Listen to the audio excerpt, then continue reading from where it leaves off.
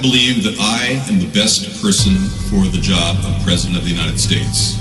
My unique talents give me the ability to be assertive and diplomatic at the same time. I'm a person who will spike the conversation, who will get politics rolling and stimulate new questions and new answers to our current political dilemma facing our nation. I believe I have a keen understanding of the economy and how to improve where we're at relative to other nations around the world. I believe that our goal at America's Third Party was to create a very strong platform in which would propel the American people forward with new opportunities and a new possibility of creating a better nation, a cleaner environment, and less war.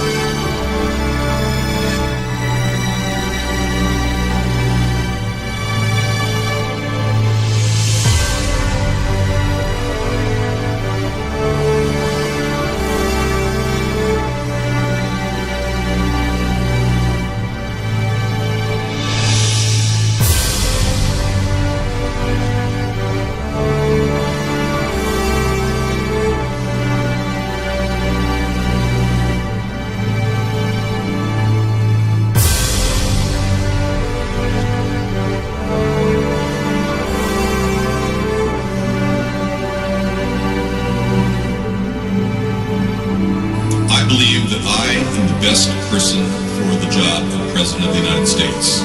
My unique talents give me the ability to be assertive and diplomatic at the same time.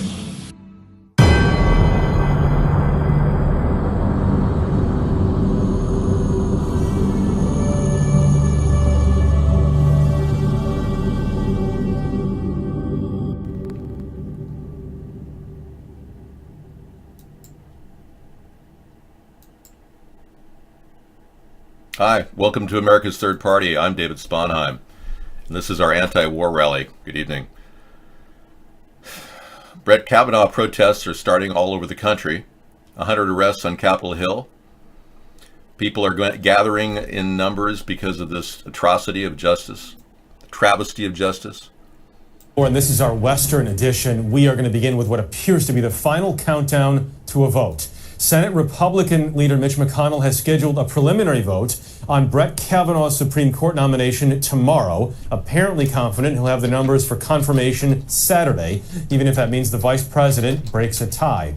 Senators have been reading behind closed doors an FBI report on sexual misconduct accusations against Kavanaugh. Republicans say no corroboration was found. Democrats are not happy the FBI did not interview Kavanaugh nor his chief accuser, Christine Blasey Ford. President Trump tweeted, "This is now the 7th time the FBI has investigated Judge Kavanaugh. If we made it 100, it would still not be good enough for the obstructionist Democrats." There were demonstrations. Wait a second. What a crock of crap. I can't believe that the governor would say that. You know, at this point, these people are gathering in mass because this is a terrible, terrible thing that's happened. Christine Blasey Ford passed a lie detector test. What happened to your cameras? We're still waiting to find out, Jackson. I'm waiting for Sarah to come in and help me. As soon as she comes in tonight, we'll set up our cameras. I was, at this point, looking at the fact that Judge Kavanaugh didn't take a lie detector test. He didn't take his friend Mark Judge, ironically has a friend named Mark Judge, didn't take a lie detector test. But she did, and she passed. That she was held down by him while they tried to grope her and attempted rape her. And all the Republicans say, oh no, they believe him instead of her. Isn't that interesting? Even though he didn't take a lie detector test. And it's also noted that he did have all the signs of a person lying during the testimony when he was on camera blinking. And I even have videotape of this. I played it for you already, showing he can blink at a rate of 1.5 blinks per second, which according to every expert, even Psychology Today, let's take a look at this top-notch magazine. They say that it's in a blink of an eye you can tell if a person's lying, and they explain why. Just the bat of an eye. The following blog entry was entered by an expert on this, and they talk about how eye blink rate detects deception. And as a fight and flight response, it's all to do with if your mind is busy and you're involved in what is called a cognitive overload. Liars are typically under a heavy cognitive load. Under heavy cognitive load, the brain pays more attention to processing critical information than to automatic body functions like blinking your eye. So everything points to him lying, yet Susan Collins decides that, oh no, he's a guy who would never be partisan, and he's going to be the guy she's going to pick, and then others followed her like a bunch of lemmings over the cliff. So we believe at this point, I believe at this point, that this is all about overturning Roe v. Wade, and has been for the Republicans since they rigged the election against anybody else, including me. The grand old rape party, we're going to call it. The reperverts, we're going to call it. Because right now, Republicans represent perversion, male dominance, misogyny, inability to accept anybody's sexual preferences, which is common among the Republicans now. I'm not like a Democrat. I don't want to build transgender bathrooms all around the country. I really don't. But people are pissed off, and they're massing in the streets of America, and this is the origin of what true rebellion can lead to. We're looking at a possible new ERA eventually, Equal Rights Amendment, that may even be adjudicated in court for its legal stature. If Brett Kavanaugh's there, he's already said that he's going to make what goes around comes around. He said it 2 days ago. So he really believes that he's going to have payback here. He's going to actually have vengeance. So when Susan Collins said that he's not going to be partisan, she was completely wrong. So what I did was I tweeted Susan Collins and told her about what Brett Kavanaugh said. And guess what? My tweet was shut off. I was shadow banned. No tweet went through to Susan Collins. Yeah, this is unbelievable. Our country's at the precipice of a totalitarian takeover of the worst kind. Now, I've often talked about the Russian involvement in the election. I was one that talked about it in advance, 8 months in advance of the election. I believe that Trump is being controlled by elements within the Russian government. But it's not Russia I'm angry at. It's the Zionist oligarchs, the money lenders that are controlling Russia and controlling America and Donald Trump. These are the people that we're up against. Trump is saying he's 100% certain that Kavanaugh's accuser named the wrong person. How can anyone be 100% certain of a woman who said she's 100% certain it was the man who held her mouth while she screamed for help? But somehow Trump, who has nothing to do with the case, never was there, has no obvious proof other than what we've seen, somehow he's 100% certain. Oh, I get it. Now, this is the kind of guy that would support Duterte, who's 100% certain Duterte's a nice guy, even though he's killed 6,000 people without a trial. Oh, wow, yeah, okay, now I understand what 100% certain is with Donald Trump. That's interesting. Okay, thank you. I don't like Susan Collins. I think that it's Ambassador Susan Rice is thinking of running against her. I, at this point, don't care. I just think that Susan Collins has been a flip-flopper from the very beginning and has never really held any centrist position. She's just a flip-flopper. She likes being courted for her vote. It's like the only attention she gets.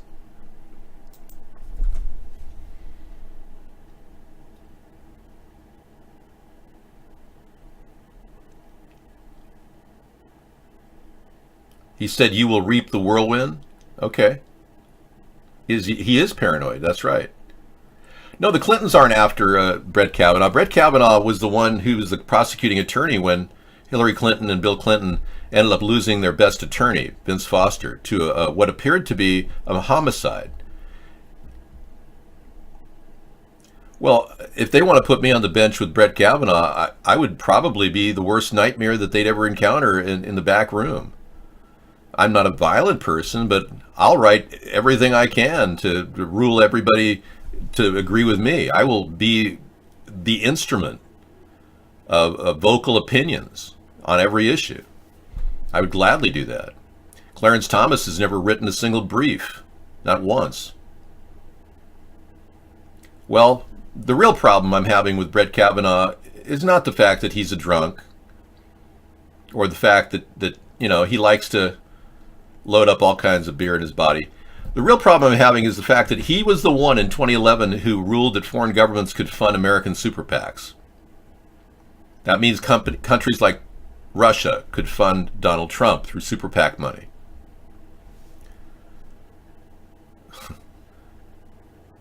Yeah, well, all I can tell you is a guy who likes to drink beer in the quantity that he's been drinking would have a red face just like the one he has. Now, I saw his testimony where he talked in front of lots of people with rosy cheeks on. I don't mind going there and telling you, but we've got people protesting this guy right now. That's unfortunate. Yeah, but nobody's listening. All these Democrats are standing around in a room making statements to an empty house. It's almost unparalleled. So we got 49 Democrats that are speaking to an empty mic. When Dr. Ford came before us, she had nothing to hide. And the Republicans on the committee were so concerned about her testimony and their relationship in questioning her, they were unwilling to risk direct questioning as she sat in front of them. They pointedly enlisted a woman prosecutor to do their job. The prosecutor's examination was meandering and without any clear focus other than an attempt to try to discredit Dr. Ford. That Republican prosecutor failed, as Dr. Ford calmly replied to all of her questions. So, all I can tell you is that these people are trying to make us aware of things, but we never even got the full scoop on Kavanaugh. Not only was he the prosecutor when he didn't prosecute the Clintons, when Vince Foster was killed. Vince Foster was shot in the front and the back of his head. His body was moved from the White House. If that isn't a murder in the White House by somebody we don't know, it could have been the Clintons. I mean, seriously, that should have been a prosecution. So he gave them a pass there. He also was instrumental in supporting torture under George W. Bush and agreeing with John Hu, and his ridiculous beliefs that enemy combatants could somehow be immune to the Geneva Conventions and be tortured. And this man agreed with John Hu. Isn't that something? Wink, wink. But more importantly, Mitch McConnell fought for this because Mitch McConnell, his reelection fund depends on Russian super PAC money. Mitch McConnell is on the Russian super PAC take too. Russia, in case you hadn't read the news lately, was cyber hacking into our country at all levels and into other areas around the world. We know that for a fact. There's 7 subpoenas out for 7 different people who are currently at large who's done an immense amount of cyber terrorism. Our government is on this, except our president somehow believes it's all a Russian hoax, never happened. Because he's working for Russia. And he does everything he can to help Russia. Recently, this recent attack on Asia and the Chinese markets, this attack, the trade tariff thing that he's pushing, $360 billion in trade tariffs. It turns out the Chinese and Asian markets are responding with higher priced oil, which is exactly what Putin wants. We're seeing a huge raise in the price of oil. It'll affect the gas pumps in your area eventually. All I'm saying is this guy's working for Russia too. And now we've got another problem. A federal judge just appointed who had all the earmarks of a bad person, just approved by a very corrupt Congress. Very corrupt. So it's getting worse and worse. Whether Kavanaugh overturns Roe v. Wade or not, it's bigger than that. Our Russia takeover of our country is underway.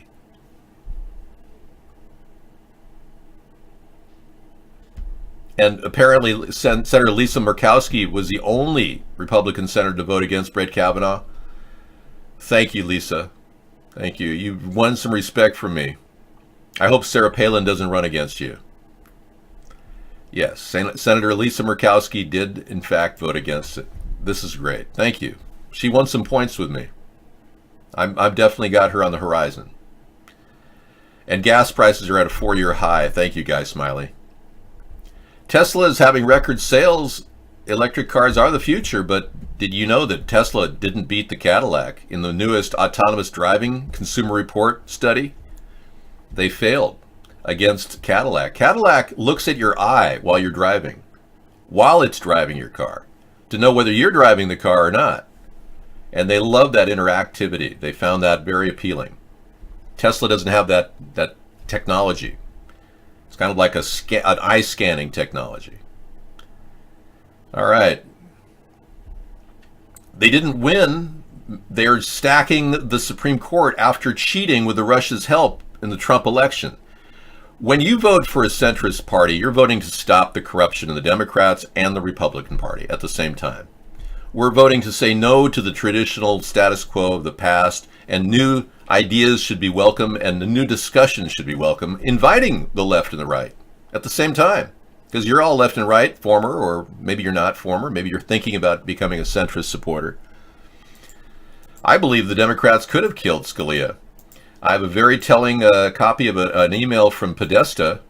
Not an email, actually, it was a post from Podesta, a tweet that was very, very suggestive of something. Now, all I can say is allegations are flying that Scalia was killed. And the fact is, Scalia, his body was found, and within 1 hour, his blood was transfused. They actually embalmed him, and then they cremated him. If that isn't a quick attempt to stop any medical evidence of a killing, I don't know what is. His body was literally rushed to the nearest morgue within a few miles away. And they got his blood out of his system right away without any oversight by any agency. And then they went ahead and cremated him, a man who's a Catholic who would never, ever want his body cremated. It's amazing. They got rid of that body so fast that it does reek of murder. And Poindexter's attempt to give him a free ticket to this Cibola Ranch layout that he has out there, that looks suspicious too. I mean, what was the free ticket for? Ticket to die? I know that the theory is that Hillary was behind some sort of a thing to get rid of him so that Hillary could appoint the court to lean to the liberal side. I agree. Well, we're having the same problem with the Republicans right now. We would have had it with the Democrats either way. Either way, we would have been screwed with either Hillary or Donald. So we're really in a bigger mess than we thought. And now that Russia continues to try to control Donald and the media is doing their part, but Mueller hasn't really come up with anything big recently when he should be sitting on a mountain full of information from Manafort that they've been money laundering. But no, it went silent. The whole case went silent when Manafort wanted to cut a deal. It looks very fishy. It looks like Mueller's on the take, that they've got dirt on Mueller and they're using it against him. Microsoft halts a rollout of Windows 10 October release. Only days after releasing its latest feature update to Windows 10, Microsoft abruptly stopped the rollout and pull the new version from its download servers as it investigates isolated reports of data-destroying bug. Well, what should you do now? I don't know. If you've already manually downloaded the release, don't install it and wait until the new media is available. Well, I hope that they get rid of a bug. The bug itself should be removed. Microsoft is a mountain full of bugs. The code that they wrote this on is just a disastrous patchwork quilt of mistakes.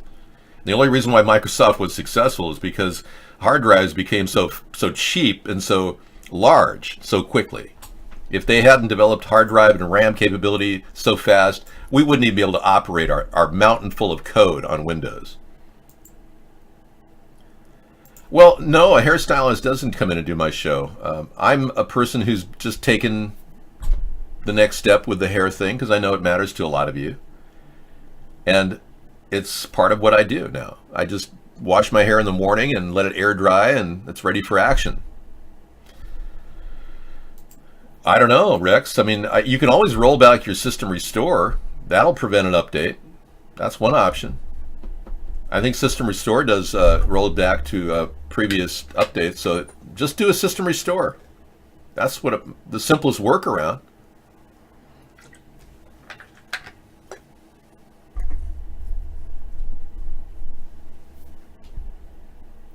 No, not at all. Russia is not Russia's the instrument by which the New World Order is actually controlling our country. They're controlling our country just the way our country was used as an instrument to break up the Soviet Union. Now, there's been only 2 countries in the history of mankind that have had a drop of 10% in their contribution to the world's GDP over a 10-year period. Our country is the second country. The first country was the Soviet Union. We've dropped, our contribution to the GDP, world GDP, has dropped 10% over 10 years. Putin doesn't run the world. Putin's just a figurehead. He doesn't even have any power in his country, really. Personally, I'm sure he's got other agendas that he wants to work on. Putin is only doing this because they own him. That's ridiculous. The people that control Putin are Russian oligarchs and the Rothschild family. Putin, it turned out, was very greedy. He likes money. I am real. Why do you think I am AI? That is ridiculous. My voice smoothing technology makes me sound normal, like you. No, seriously, we've got a problem with attacking Putin in Russia in this matter. Russia is being used by the Zionists to control our country. The reason why we're at war in Afghanistan and Iraq still, and thinking about war in Syria, is because these people want to dominate. The Rothschilds want to dominate countries all over the world that don't want to be part of their World Bank. Syria doesn't want to be part of their World Bank. Iran doesn't want to be part of their World Bank. So they want to take these countries over using our power. But in order to harness our power, they need to control us through various sources. Russia's doing that. They're pulling all of Donald Trump's strings, and he's a good puppet for Putin. Putin, look at it this way. Putin is his handler. Putin is his handler. Look at it that way. The people that pay Putin's paycheck control what happens to Donald Trump. Okay? So don't pick on Putin and don't pick on Russia per se. Russia is definitely doing some bad things. Putin is making that happen. But the real problem here is the Zionist influence over their country and our country. It's a New World Order Zionist takeover. And we're seeing this happen right in front of our eyes while we're sitting here doing nothing. They think that they can control the whole world with their money. They don't think America's going to stand up to them. They certainly don't think an American president like me, could possibly develop a solution for stopping them. But I've already ruled out a huge amount of censorship simply by getting past the 10-year hump that I've crossed. 10 years ago, we were censored hard. Now we're being seen by people around the world.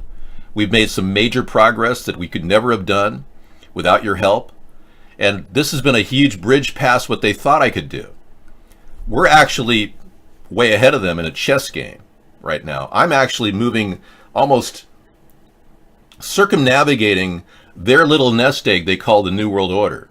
And we're coming in, we're going to pull the leg out from under their little plan. Their table of the New World Order has got a 3-leg prong. They need our country. Without it, they don't stand. They'll fall. You can't hold a table together with less than 3 legs. So when we come in there and this third party takes that leg, they won't control America as a 9/11 police force around the world.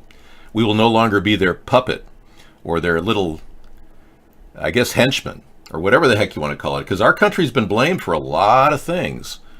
The deaths in Iraq, the people that have died over the years in wars, you could attribute 1 million deaths to our actions in Iraq and Afghanistan. You could even attribute 4 million deaths to our process of attacking the North Vietnamese and taking over that region. All for what? Our nation has never even done any self-reflection on its activities in world wars. The only thing we've ever done is maybe listen to Bobby Kennedy talk about it before he had his head blown off. What I'm planning on doing is reaching out to the world at large with a brand new hope of peace, of bringing in a solution which I think is even better than what we're seeing today. What I'm proposing for the world and the world audience is a tremendous amount of water, fresh water, that's ready to go. Now, the biggest thing we're going to be facing is a water crunch in this world. And if the American people can lead in water production, and I mean portable water production, transportable water production, modules that we can build, that we can create and produce water very easily in almost any environment, and we can sell these. These ocean pipelines that we're promoting is exactly what I'm talking about. These things could be sold to other countries and we can help them.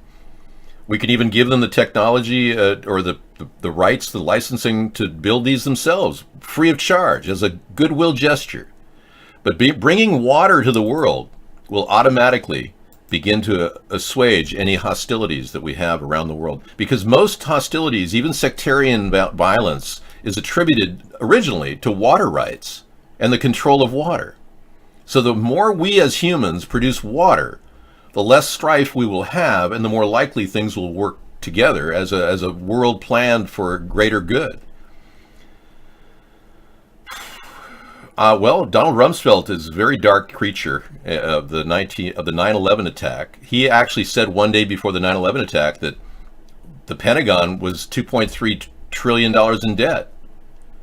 In that way, maybe he was trying to help. Maybe he was actually trying to tell us that, they're hiding money. They're hiding their losses.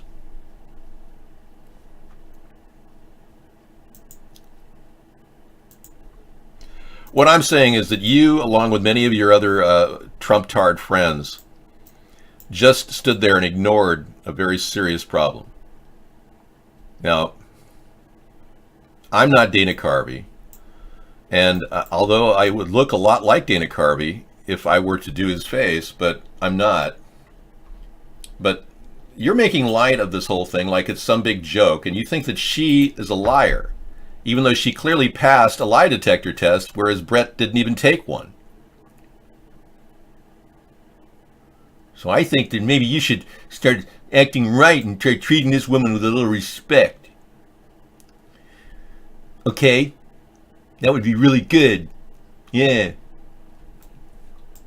So I think we're going to just throw her away as kind of like oh yeah, she's got some bad memories of being held down and a guy held his hand over her mouth. Oh, yeah. Whatever. The important thing is Brett Kavanaugh, he is a big drinker. That's the important thing. I don't think she has any mental problems at all. I think she was very kind to even testify. I liked her. Well, you like Dana as Wayne or Garth, whichever one he was? I don't even care. He lives down the street and I had never even met the guy. Can you believe that? You'd think he would have wandered up here and said, "Hey, Dave," or gone in here as church lady, Well, I hear you're doing impersonations of me. What is your major malfunction, numbnuts? No, she's 100% passed a lie detector test. The problem with you is you people all think that everything is fake news. Passed lie detector 100%.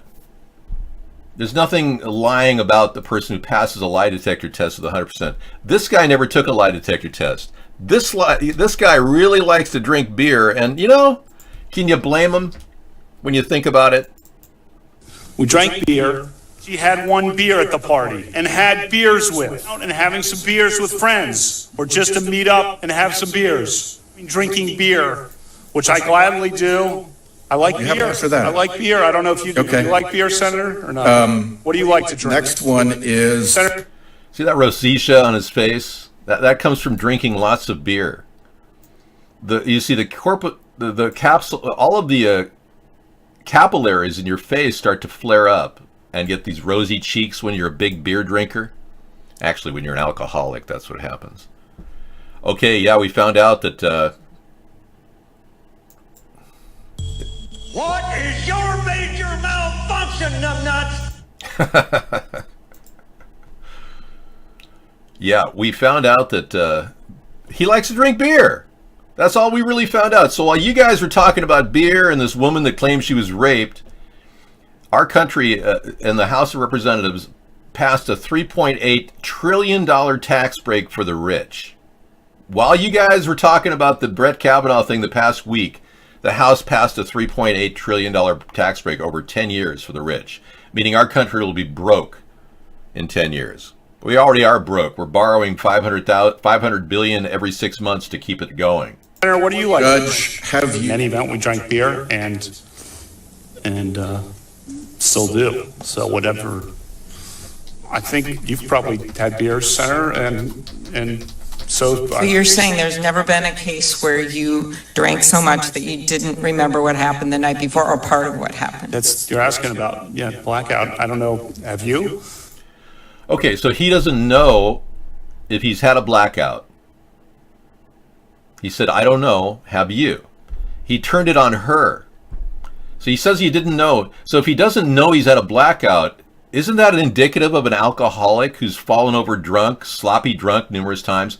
Do we need to talk about his vomitorium he had at the dorm room at Yale when he went to college there? How will you defeat China? Their vision is territorial dominance in 2011, 2021. You know, I don't believe that their vision is territorial dominance in 2021. We are already positioned very closely to China on Mindanao. I will plan on rebuilding a new revitalized base on Mindanao. We're actually looking at making that a fortified solution to this problem with the islands, the Spratly Islands. I don't consider it that big of a breach in our possible communication with China. I don't consider them as aggressive as you people on the right do. You're creating wars with China with your trade war, and it's not working out very well. It's going to have a big backlash on our economy. But you'll find that out later. Well, we should be over there. No, we have a place in Mindanao. My father fought 3 tours of duty in the Philippines so that we could have a place there. And we protected the Philippines during that time when Japan was attacking them. So don't think for a second we're leaving our troop strength there. We're going to automate it and make it a lot more effective. I am a non-interventionist. I believe in high-tech weaponry to prevent the potential for a low-tech conventional war. And in order to retain that high-tech weaponry, we actually have to step it up a bit. I'm supporting a drone missile defense system that will provide our nation and other nations total security. I'm projecting a big plan for our country that will change the scope of things. We don't need to keep producing massive amounts of weapons of mass destruction. We can become much more defensive in posture and gain the upper hand. And we already have the upper hand, so it's not about gaining, it's about retaining it. All right, good to know. Sarah is going to come in and help me with this iBlog thing. Our iBlog show has been relatively messed up. How so? I got rid of the tool to have chatters down here, and I can't seem to find out where to. Oh, is it like one of those up there? Chatters? Yeah, well, I want to open up the chatter boxes down here. Oh. And I don't recall right. how we got those, and I can't figure it out. Settings. Oh, I don't know if we have to have a. We have a ProBoster account. Are we sure we have? Oh, we do have a pro account. Yeah. Okay, I'll But figure it out. anyway, I think it's in settings at the top. That ring, yeah. let's take a look. And then it's Friends it's one of list. those. Let's see, I'll roll down here. Alerts show visitors view. Procam on, off. Procam's on.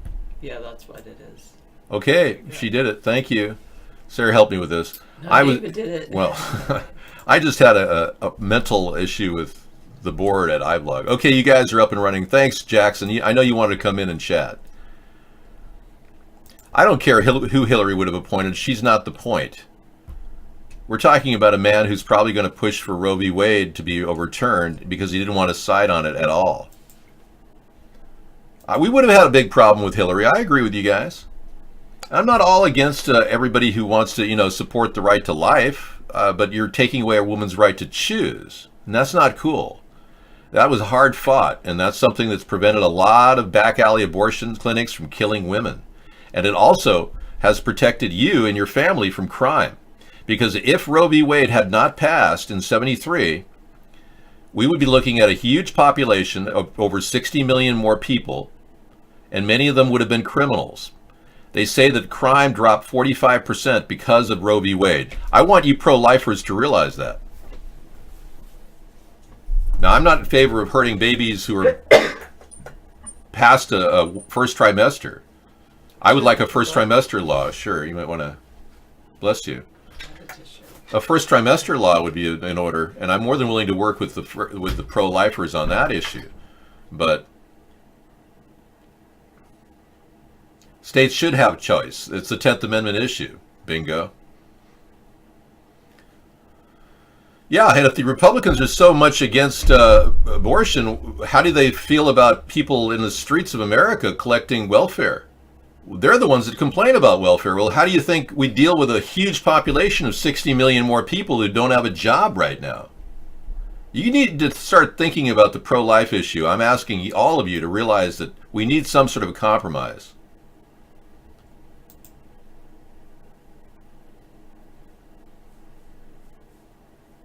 Oh, there you go. You went up to a person who was wearing a Make America Great Again hat and said, "Hey, take off that hat, you retard." And then you realized that guy had Down syndrome. So you apologized and said, "Go Trump." Good for you. No, Sarah is not. She's just wearing modest wear. Now that the Republican conservative beer drinker alcoholic is going to become a justice, we now have to worry about a lot of you who are wearing clothes above the knee line, because the Supreme Court could declare that women who are wearing clothes that are not modest wear will be sent to the gulag or to the... What we have now is almost akin to Sharia law in America right now, with the conservatives trying to push their agenda. I wouldn't doubt that some of you women will have to marry your rapists, too. No. It could happen if Brett Kavanaugh rules that that's the case. No. Oh, yeah. He could rule that Sharia law is the order of America now. So Sarah's kind enough to put up with her cold while she helps me do what I need to do. Thank you. Okay, I wanted to... This is Freakonomics. A rogue economist explores the hidden side of everything. It was a New York Times bestseller. It's finally in paperback. By Stephen D. Levitt and Stephen J. Dubner. There's new material, including an Arthur question and answer. I'm going to refer to you with the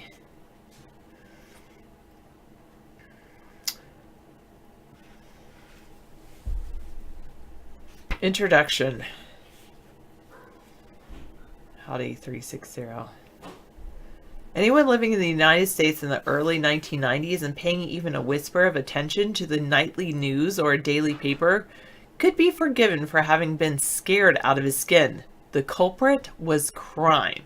It had been rising steadily. A graph plotting the crime rate in any American city over recent decades looked like a ski slope in profile, and it seemed now to herald the end of the world as we knew it.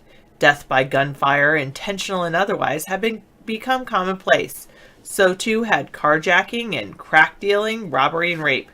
Violent crime was a gruesome constant companion, and things were about to get even worse, much worse. All the experts were saying so.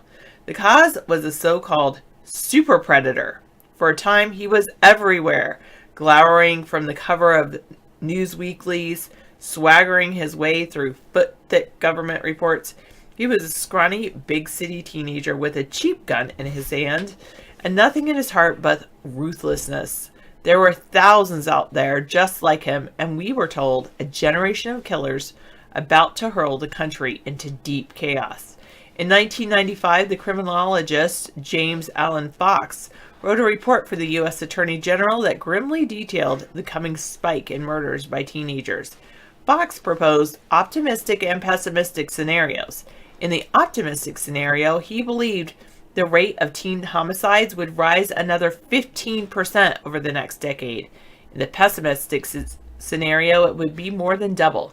The next crime wave will get so bad, he said, that it will make 1995 look like the good old days. Other criminologists, political scientists, and similarly learned forecasters laid out the same horrible future, as did President Clinton. We know we've got about 6 years to turn this juvenile crime thing around, Clinton said, or our country is going to be living with chaos. And my successors will not be giving speeches about the wonderful opportunities of the global economy. They'll be trying to keep body and soul together for people on the streets of these cities. The smart money was plainly on the criminals. And then, instead of going up and up and up, crime began to fall. And fall, and fall, and fall some more. The crime drop was startling in several respects. It was ubiquitous, with every category of crime falling in every part of the country. It was persistent, with incremental decreases year after year, and it was entirely unanticipated, especially by the very experts who had been predicting the opposite. The magnitude of the reversal was astounding. The teenage murder rate, instead of rising 100% or even 15%, as James Allen Fox had warned, fell more than 50% within 5 years.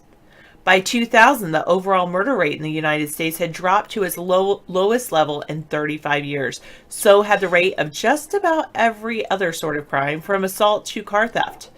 Even though the experts had failed to anticipate the crime drop, which was in fact well underway even as they made their horrifying predictions, they now hurried to explain it. Most of their theories sounded perfectly logical. It was a roaring 1990s economy, they said, that helped turn back crime. It was the proliferation of gun control laws, they said. It was a sort of innovative policing strategies put into place in New York City, where murders would fall from 2,262 in 1990 to 540 in 2005. These theories were not only logical, they were also encouraging, for they attributed the crime drop to specific and recent human initiatives. If it was gun control and clever police strategies and better paying jobs that quelled crime, well then the power to stop criminals had been within our reach all along. As it would be the next time, God forbid, that crime got so bad. These theories made their way, seemingly without friction, from the experts' mouths to journalists' ears to the public's mind. In short course, they became conventional wisdom. There was only one problem. They weren't true. This was another factor. There was another factor, meanwhile, that had greatly contributed to the massive crime drop of the 1990s. It had taken shape more than 20 years earlier and concerned a young woman in Dallas named Norma McCorvey. Like the proverbial butterfly that flaps its wing on one continent and eventually causes a hurricane on another, Norma McCorvey dramatically altered the course of events without intending to. All she had wanted was an abortion. She was a poor, uneducated, unskilled, alcoholic, drug-using 21-year-old woman who had already given up 2 children for adoption, and now in 1970 found herself pregnant again. But in Texas, as in all but a few states at that time, abortion was illegal. McCorvey's cause came to be adopted by people far more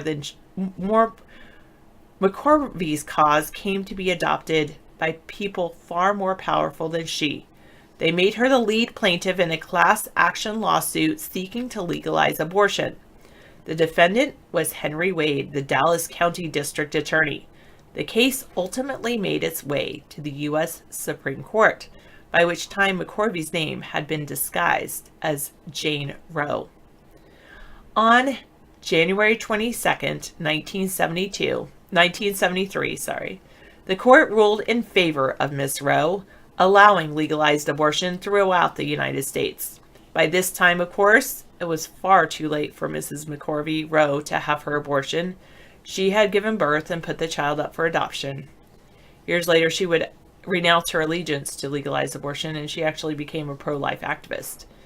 But so, how did Roe versus Wade helped trigger a generation later the greatest crime drop in recorded history. As far as crime is concerned, it turns out that not all children are born equal. Not even close. Decades of studies have shown that a child born into an adverse family environment is far more likely than other children to become a criminal, and the millions of women most likely to have an abortion in the wake of Roe versus Wade, poor, unmarried, and teenage mothers for whom illegal abortions have been too expensive or too hard to get, were often models of adversity. They were the very women whose children, if born, would have been much more likely than average to become criminals. But because of Roe versus Wade, these children weren't being born. This powerful cause would have a drastic, distant effect. Years later, just as these unborn children would have entered their criminal primes, the rate of crime began to plummet. It wasn't gun control or a strong economy or new police strategies that finally blunted the American crime wave. It was, among other factors, the reality that the pool of potential criminals had dramatically shrunk. Now, as the crime drop experts, the former crime doomsayers, spun their theories to the media, how many times did they cite legalized abortion as a cause? 0. It is a quintessential blend of commerce and camaraderie. You hire a real estate agent to sell your home. She sizes up its charm, snaps some pictures, sets the price, writes a seductive ad, shows the house aggressively, negotiates the offers, and sees the deal through to its end. Sure, it's a lot of work, but she's getting a nice cut. On the sale of a $300,000 house, a typical 6% agent fee yields $18,000. $18,000, you say to yourself, that's a lot of money. But you also tell yourself that you never could have sold a house for $300,000 on your own. The agent knew how to. What's the phrase you use? Maximize the house's value. She's got you top dollar, right? Right. A real estate agent is a different breed of expert than a criminologist, but she is every bit the expert. That is, she knows her field far better than the layman on whose behalf she is acting. She's better informed about the house's value, the state of the housing market, even the buyer's frame of mind. You depend on her for this information. That is, in fact, why you hired an expert. As the world has grown more specialized, countless such experts have made themselves similarly indispensable. Doctors, lawyers, contractors, stockbrokers, auto mechanics, mortgage brokers, financial planners. They all enjoy a gigantic informational advantage. And they use that advantage to help you, the person who hired them, get exactly what you want for the best price, right? We'll leave it at that. So I was reading to you, good day. I was reading to you from Freakonomics by Stephen D. Levitt and Stephen J. Dubner.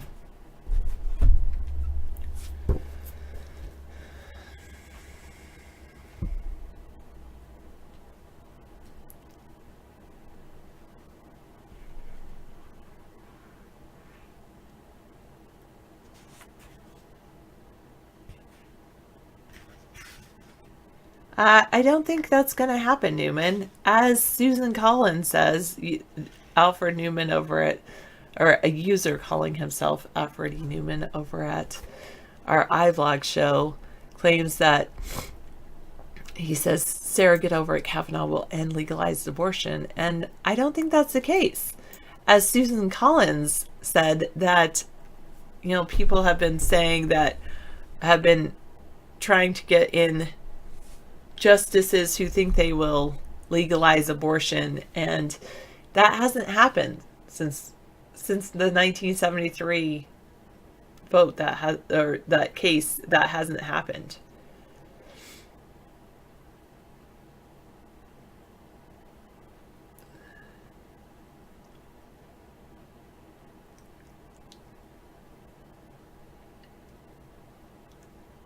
Rex says, let me clue you. The in on something. Roe versus Wade will never be overturned, never. So that's your only issue. Fret not. He's more worried about a larger right-wing agenda. Good day, the NSA.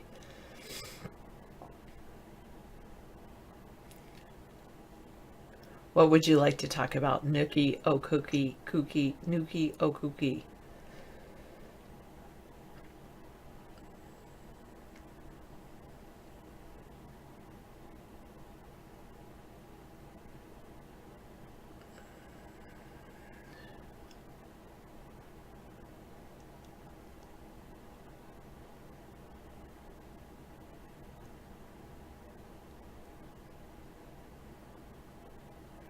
Oh, yeah, I know that. Yeah, you asked when China or Russia. So Nuki Okuki would like to talk about this issue. He's his big issue is about the U.S. bases all over the world, and he says, "Hey, if we're okay putting U.S. bases all over the world, we should be okay if Russia or China decided to put a base in Mexico or Canada."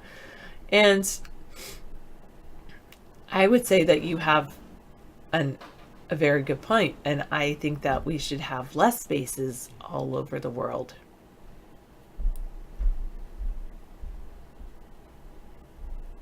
Hello.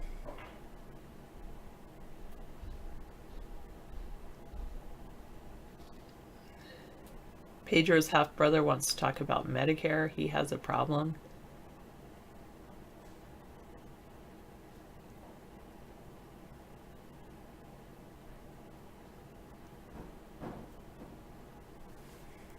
I understand having certain UN or NATO bases in certain key places in the world, but I personally think that we have enough job taking care of America and the American citizens and American constituents.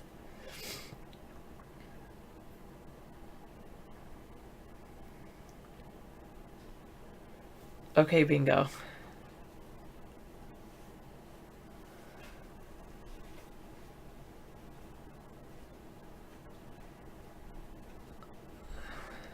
We'll do a little bit of trivia.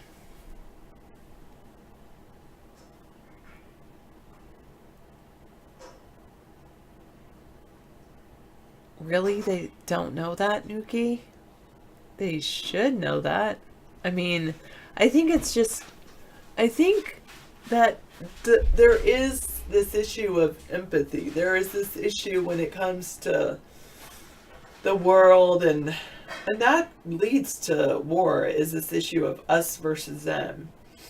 You know, that people don't realize that we have bases in other countries, and that's why they put bases, we have,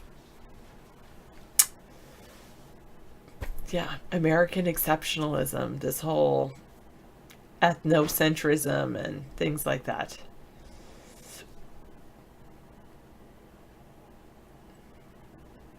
Yes, it is arrogant and hypocritical.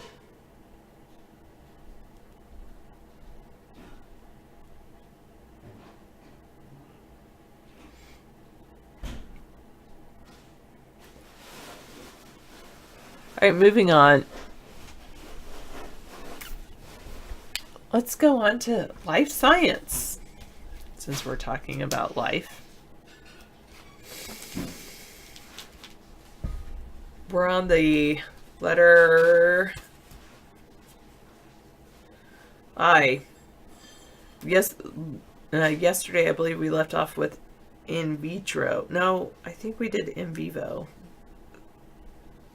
Yeah, in vivo is in life.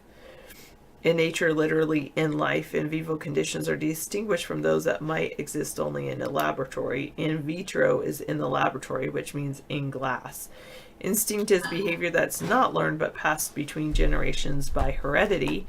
And an intron is a stretch of DNA in a gene that does not code for proteins. They basically stretch in between exons, which do code for proteins. And invertebrates are animals without backbones. All right, what is a name for segments of DNA along a chromosome that are not genes, do not code for anything that we know of, and whose purpose we do not understand? Approximately 95% of the human genome falls into this category. This term may be misleading, however, as this DNA may have other functions, such as regulating genes during development. Some scientists speculate that this may be archaic material left over from an earlier stage of evolutionary development. Oh, we're no longer on I, we're on J.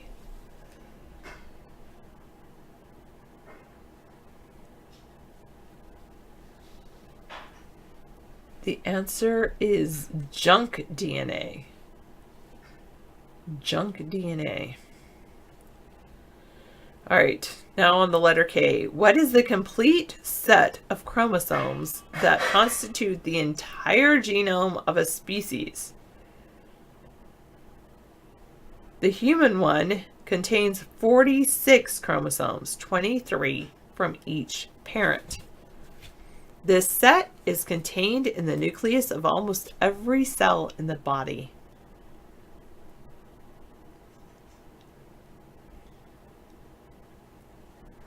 No 255. These are a little tough. It's a karyotype. Karyotype.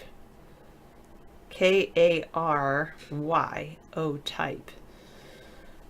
All right, in biology, what is the largest divisions of living things? The best known ones are that plant and animal. All right, I said it. I gave it away. It is a kingdom. Modern biologists recognize 3 additional kingdoms: the Monera, or the prokaryote, for example, bacteria and blue algae belong to the Monera kingdom. Protoctista, that's red algae, slime molds, and amoebas and other protozoa. And then fungi. Then they also have the plant and animal kingdom.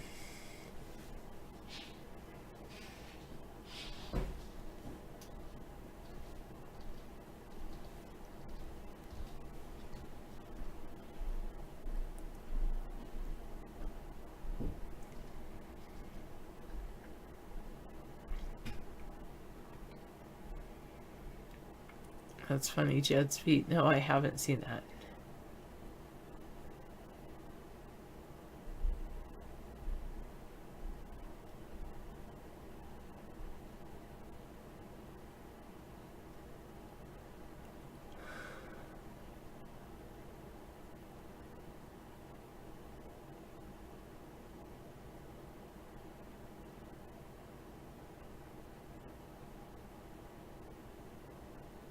How do you give them access, Sponheim SquarePant?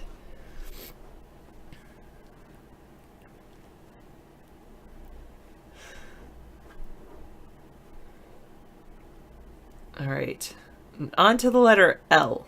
What is a way of organizing living things? In biology, plants and animals have traditionally been classified by the structure of their bodies in descending hierarchy of categories: kingdom, phylum, class, order, family, genus, species.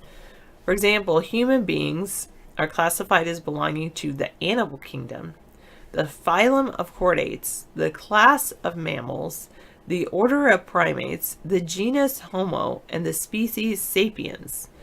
The scheme is based on a system developed by a Swedish scientist in the 18th century.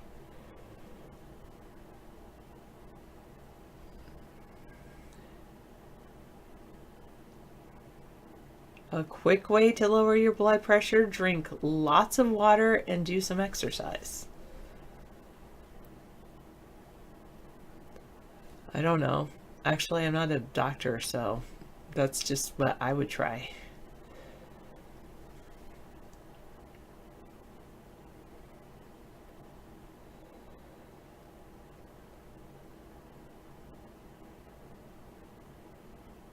Hawthorn extract, you say? Some people say red yeast rice. I don't know.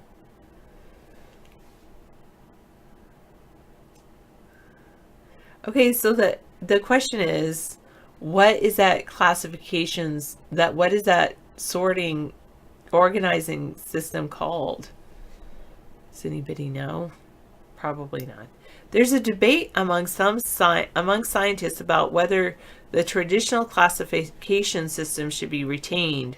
Some argue that classifying living things by their descent, with all their descendants of a single ancestor being grouped together, is more in keeping with ideas of evolution. Others want to classify organisms by their genetic makeup using sequences in DNA or RNA. Each of these schemes provides a different way of ordering living things, but there is no right way to accomplish this task. Plants and animals are usually identified merely by genus and species, as human beings are given the scientific name Homo sapiens.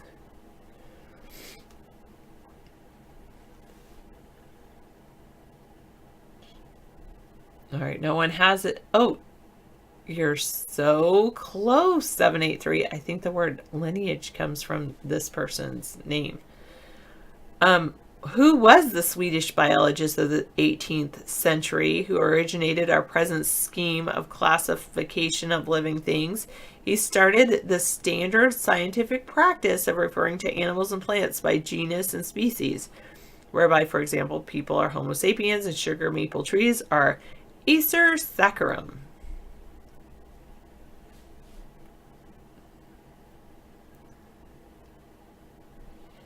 His name was, I think it's him, Carolus Linnaeus.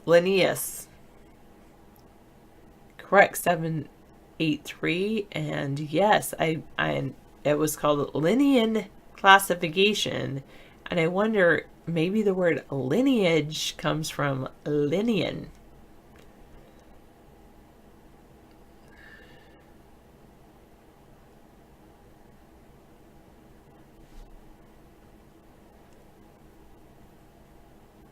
I don't know. I always thought lineage was a line, but maybe it came from Linnean.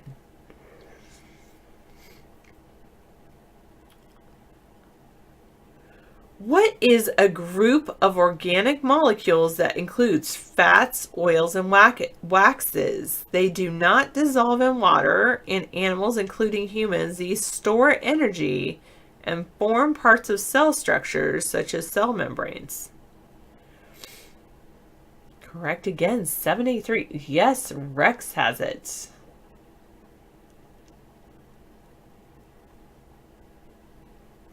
Lipids. Okay, Greek god, if you say liperoids, I guess. Lipids.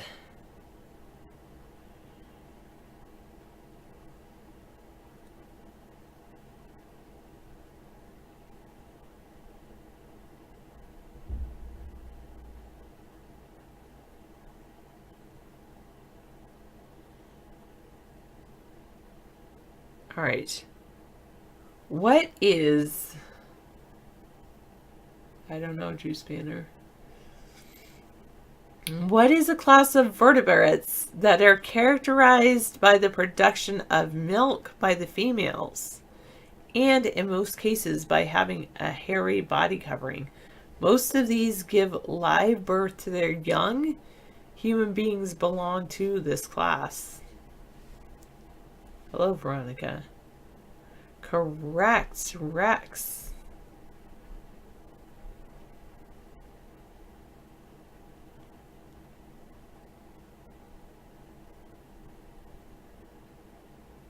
Correct, Greek god and Jed's feet. Mammals, yes. All right. What is mammals? Nuclei. What are the division of cells in which 4 daughter cells are produced from one parent cell, each with half the genes of the parent? This is a key process in sexual reproduction. In the ovaries and testes, this produces a great variety of sex cells, sperm and ova, because the genes of the parent cell can be split into many different ways. The sex cells combine in fertilization to produce a new individual with the full number of genes, half from each parent. Because the sex cells come in such a variety and come from 2 parents, There's an enormous number of possible forms for the offspring.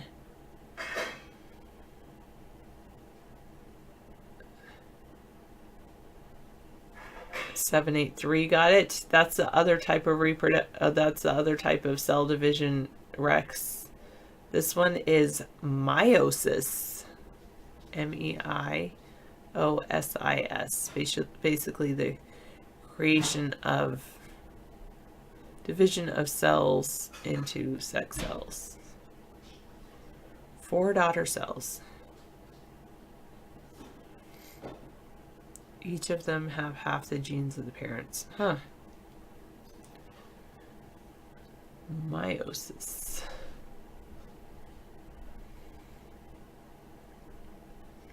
What is a cell in the immune system that, when exposed to an invading pathogen, replicates itself and remains in the lymph nodes searching for the same antigen, resulting in a more efficient and rapid response to any subsequent attack? The creation of these is one of the main goals of vaccination. Yes, Veronica.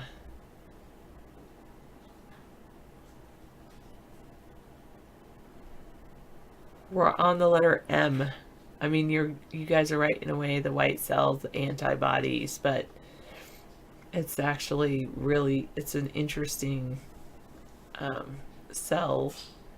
It's called a memory cell, because then that cell, after it's exposed, it makes a copy of itself and it keeps itself in the lymph nodes so that if you're attacked by the same pathogen, it can remember it. Memory cell.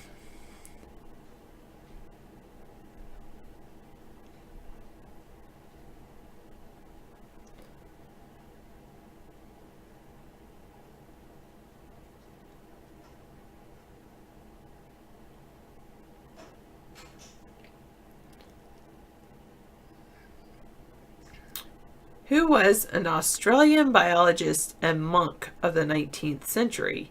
He discovered the basic laws of genetics by doing experiments with pea plants.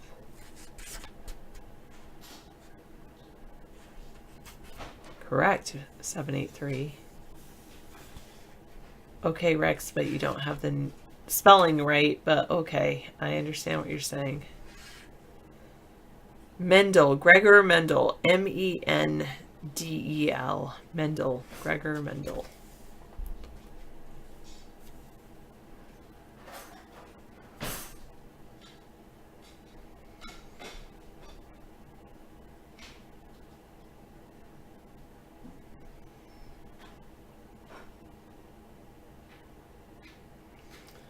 Right. What is the region on a plant where division of cells and hence growth occurs?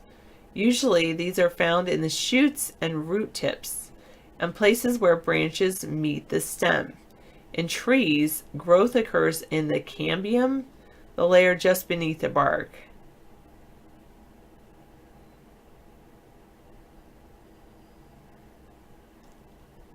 I did not know this one. David says, that's the problem with reading the book. You sound like you know everything, or you're a know-it-all, Sarah, and that's far from the case. I'm reading the book so that I learn things.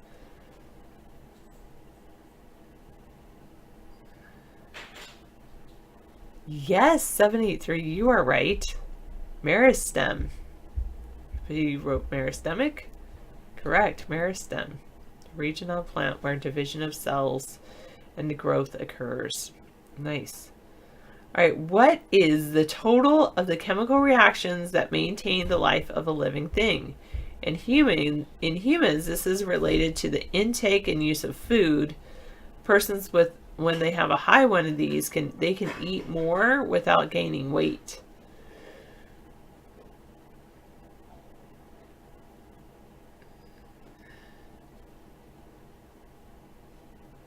Yes, Jed in 783, and yes, Rex, it is metabolism.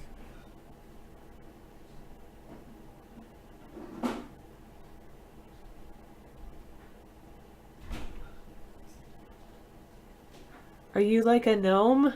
Sponheim SquarePants? You're like a wiki gnome, but a life gnome. Don't upset anyone, and you just do activities that need to keep humanity going along. Oh, I have September 10, 18. Oh, I don't say October. Let me see what I have. On the sidebar. Oh, September 6, 2018. I have to fix that. How do I do it?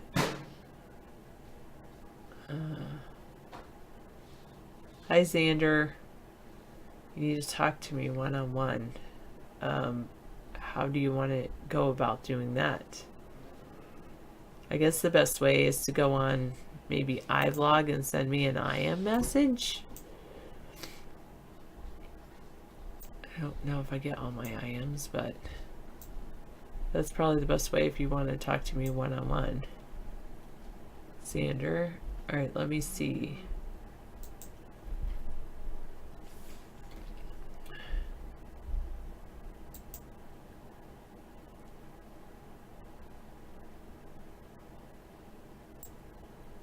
Thanks for letting me know about that. Oh, I want to stop the broadcast and then... Okay, Xander, I'll be right back. I'm going to stop the Twitter broadcast so that I can correct the date.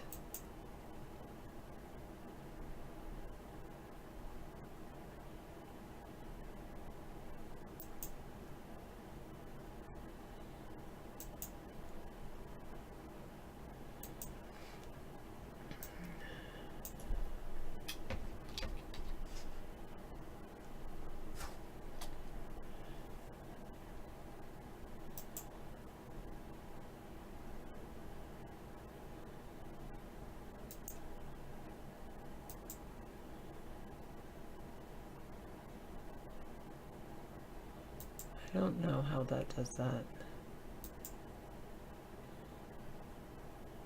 Okay. All right.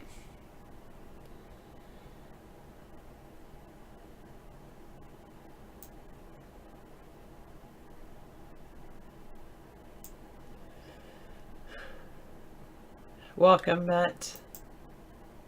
Ticking, you're mad?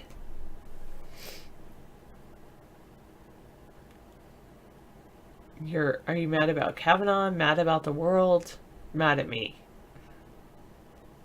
I've been mad. This week was not my best week.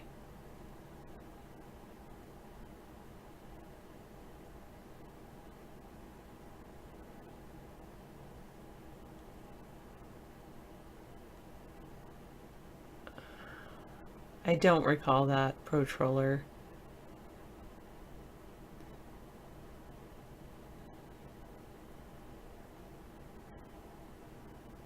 Cinnamon and apples. Do I smell it? No, but I could. That's a good idea. I should eat some cinnamon and apples. Totally epic. I'm glad you enjoyed it. All right. So the metabolism was the total chemical reactions that maintain the life of a living thing. All right, what is a change in an animal as it grows, particularly a radical change, such as the transformation of a caterpillar into a butterfly? Not on a professional level, no, Jed. I do smell a little bit like garlic, that's true. Hello, JRJR444. Correct, Rex and Jed. And Sniper. It is metamorphosis. Okay, Lou, yeah. Hi. Well, maybe you are third party. We are a centrist political party. So my name's Sarah, and David Sponheim, who you will meet a little bit later, is running for President of the United States in 2020. And we have a website, America's Third Party. We're centrist. So that means we're right in the middle of the political spectrum. We are fiscally conservative. We don't want the government to spend a lot of money. but we're socially liberal. We do want the government to care about their constituents and care about the American people. So, and in perfect timing that you came in, JR, let me introduce to you. Actually, I think I'm going to get my jacket. I will introduce to you David Sponheim in just a minute. By the way, JR, if David or myself sound like we're talking to other people and you're wondering, who are you referring to? We're also watching the chat room at iblog.tv/user/America's Third Party, as well as vonlive.tv/third party. God says no to what? A third party? I don't think so. This is great. Yeah, I have We getting would a lot of disagree mileage. with you, Alfred. good mileage out of this jacket of mine.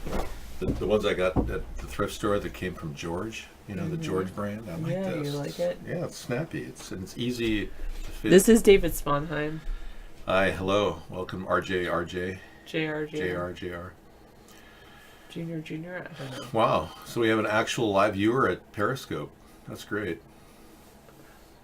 Congrats, and thanks for a great break. I made you a lovely dinner.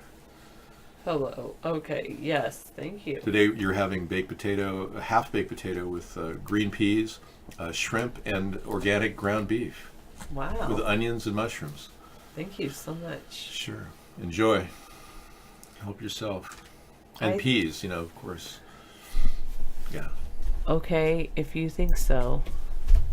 So did you touch this monitor, this thing? Probably. Let me get a wipe it real quick. Hello, Salam. Yeah, head colds are always one of those things you gotta wipe your hands. Okay, so Trump is celebrating Kavanaugh victory at a Kansas political rally while the rest of the country is wondering what kind of a freak and pervert this guy really is. Thank you very much. Take care. You get some rest. Yeah, we're not, my qualifications are based on my constant effort, 10 years of nonstop broadcasting, 10 hours a day, 9 hours a day. Drinking lots of beer equates to freak, yeah. Yeah, becoming an alcoholic and drinking and talking about beer as though it's a wonderful thing. Alcohol is a poison. Yeah, 10 years of nonstop broadcasting. It's pretty amazing. Yeah. Kavanaugh is innocent. Innocent of what? Rape? I think you're right. I don't think he raped her. I think he just held his hand over her mouth while she screamed. You're right, he is. Innocent of rape. Guilty of being an alcoholic, obviously. And in denial, and everything our country hates. The repressiveness of our government, how closed-mouthed they are. Literally 93% of his files were sealed. No one could look at them. Because if you saw what he did as judge, you would have seen that he supported George W. Bush's terrorism, his answer to terrorism by literally torturing enemy combatants.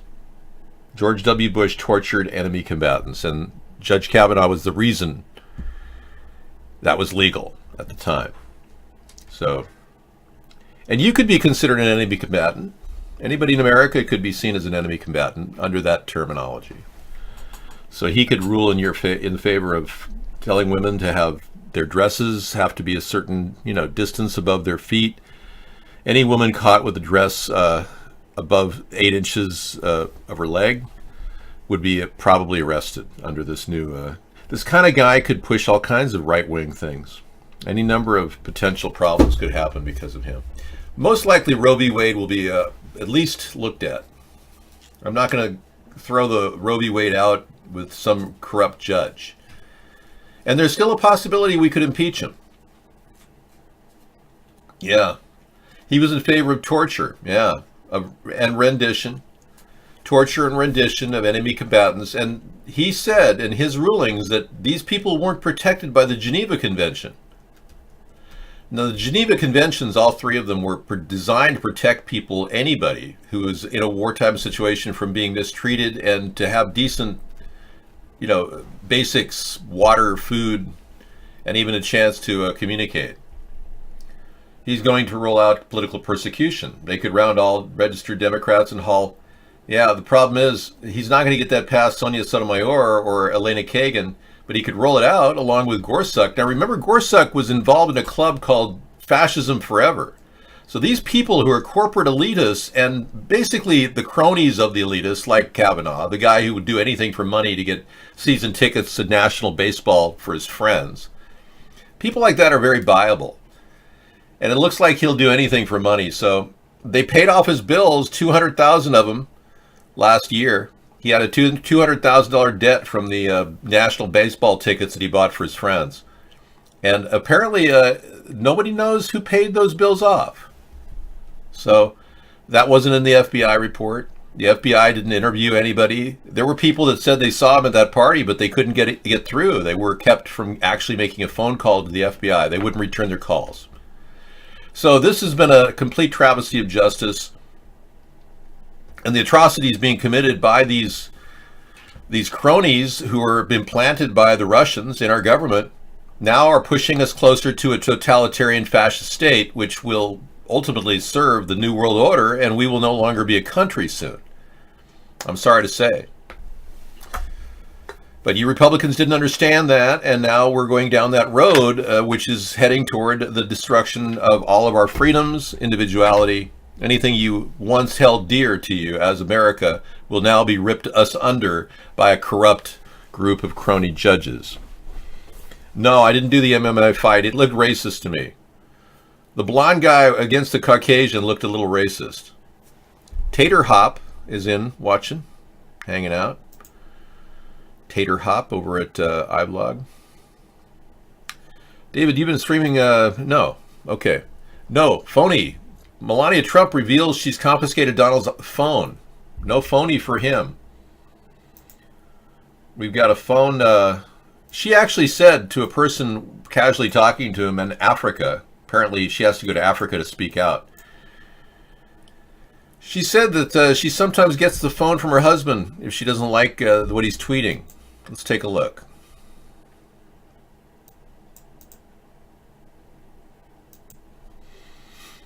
Sister, can you describe your role advising your husband? Some people interpret some of the decisions you've made, such as coming to Africa and some of your tweets, as a way of sort of not necessarily undermining, but poking at him a little bit, trying to influence him. Can you describe that? Well, I don't always agree what he tweets. And I tell him that. I give him my honest opinion and honest advice. And sometimes he listens and sometimes he doesn't. But I have my own voice and my opinions. And it's very important for me that I express what I feel. So sometimes you are trying to... If we're talking about the Supreme Court and Judge Kavanaugh, I think he's highly qualified for the Supreme Court. I'm glad that Dr. Ford was heard. I'm glad that Judge Kavanaugh was heard. FBI investigation was done, is completed, and Senate voted. Did you believe Christine Ford? I will move on that, and I think all the victims, we need to help all the victims, no matter what kind of abuse they had. But I'm against any kind of abuse or violence. Okay, does this mean she's in favor of abuse and violence? Because in this upside down world, she hasn't done diddly squat to stop her husband from abducting 2,300 children. Yeah, right, sure. Brett Kavanaugh talked a lot about beer. Let's get back to his conversation he was having. This is an important person who's now really important. We need to know more about him and what he's into. Could you answer the question, Judge? That's not happened. Is that your answer? Yeah, and I'm curious if you have. Beer, I don't know if you do. Okay. Do you like beer, Senator, or not? What do you like to drink? Next one is... Senator, what do you like to Judge, drink? have you... All right, we got a real problem on our hands. The guy is completely belligerent. He's been put in power because he takes bribes. He took a $200,000 bribe last year to get rid of his debt, his personal credit card debt, and that was not in the FBI report, which shows the FBI didn't do their job. And also, he seems to be on the take on many different levels. So he worked for payback. Apparently, he wanted to rise really quickly in the federal judgeship ranks. So when Vince Foster was killed with 2 bullet holes, one in the front and the back of his head, he declared as a prosecutor at the time that Vince didn't need an investigation or needed to prosecute even the Clintons.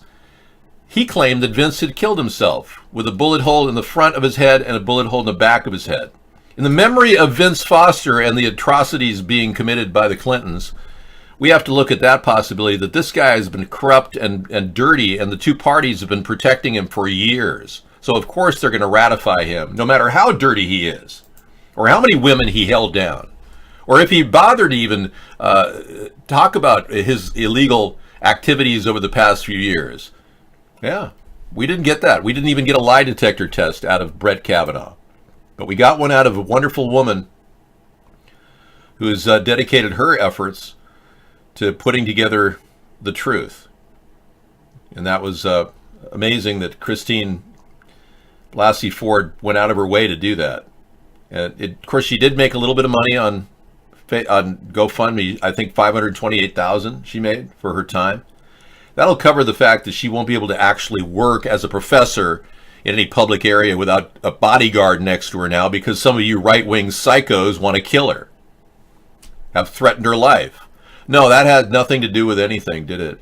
Or the fact that you made up stories about her having laid down face down on a park bench with drunk. That was not her in the picture. That was BS coming out of the right wing, rigging the case against her. And then there was all these stories about her ex-boyfriend having said she had talked about a lie detector test. Yeah, she actually told a friend what a lie detector test was. Did she prep that person? Did she brainwash that person? Hell no. She said definitely she didn't give any tips or advice. So I think we've got a situation of the court of public opinion attacking a woman who went out of her way to speak about the atrocities committed to her by this guy. In her mind, 100% sure it was Brett Kavanaugh.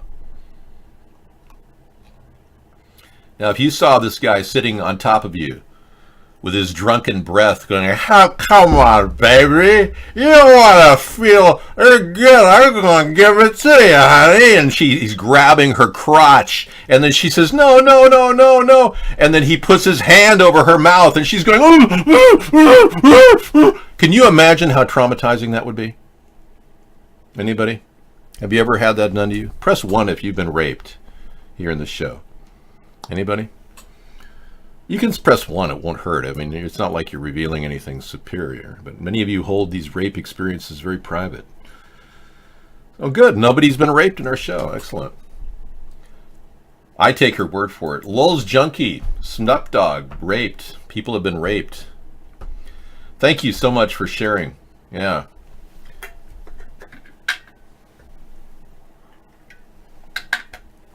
Man, you've been watching too many Andy Griffith shows. You need to get chipped. Mayberry RFID chipped. Yeah, that's your problem. Oh, I'm sorry. Was I raping your ears there? So if you don't want to talk about your experience, that's fine. But yeah, it's serious when a woman's held down and held, I've known many women who've been raped. So it doesn't shock me to hear this from a woman. And I can tell you it's something they're afraid to talk about it. For her to do that, to come out, Christine Blasey Ford is truly a champion of women's rights. And as this being the official beginning of the Me Too movement and the birth of America's Third Party, I'm glad that you can join me in talking about this sad day for women and women's rights. We're going to reverse that. I'm going to bring back a security blanket for all women who know that when they carry a baby, they'll have some choices early in their pregnancy. I don't want them to live in fear of this potential of being raped all the time too. So expect a 3-strike law against rapists. Anybody who does what he allegedly did will definitely have to. And this is part of my movement too, Nookie. You're out of here. I've been a part of the Me Too movement ever since I was a young man. I've been falsely accused of a Me Too thing too. I've got a woman over over in Britain, there's a woman who claims that we violated her. And all I can say is we were violated. Sarah and I were in a Skype call that we couldn't believe this woman was suicidal and insisted that I love her. And I couldn't even imagine dealing with such a nightmare. Yeah. And then I of course, what do you do when a person's dropping pills in front of them, the camera, and killing themselves? We called the police, and we had her door they broke her door down, and they helped her. But wow, now she's accusing me of something, which is absurd. So yeah, I've been accused just like Brett Kavanaugh. So I know what it feels like to be on the receiving end of that BS. But I didn't hold anything against anybody who tries to, communicate with me openly. They know that I would never get into a private sex chat with them. But if you're masturbating while I'm talking to you, that's your problem. I'm serious. That's not on me. She doesn't have anything. There's no proof of anything because nothing happened. But, when you do this, you're going to run into a lot of weirdos that want to, entrap you into something, a conversation, whatever. It goes to the territory. So Brett Kavanaugh is going to have to roll with the punches. If he doesn't like being accused of being a rapist, so be it.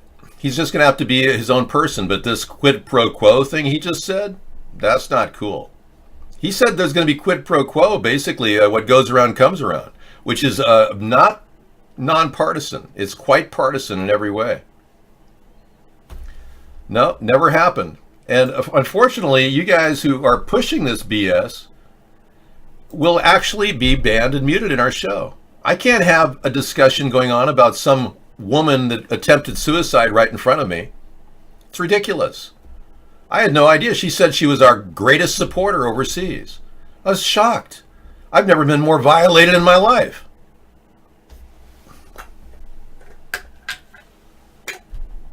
Okay.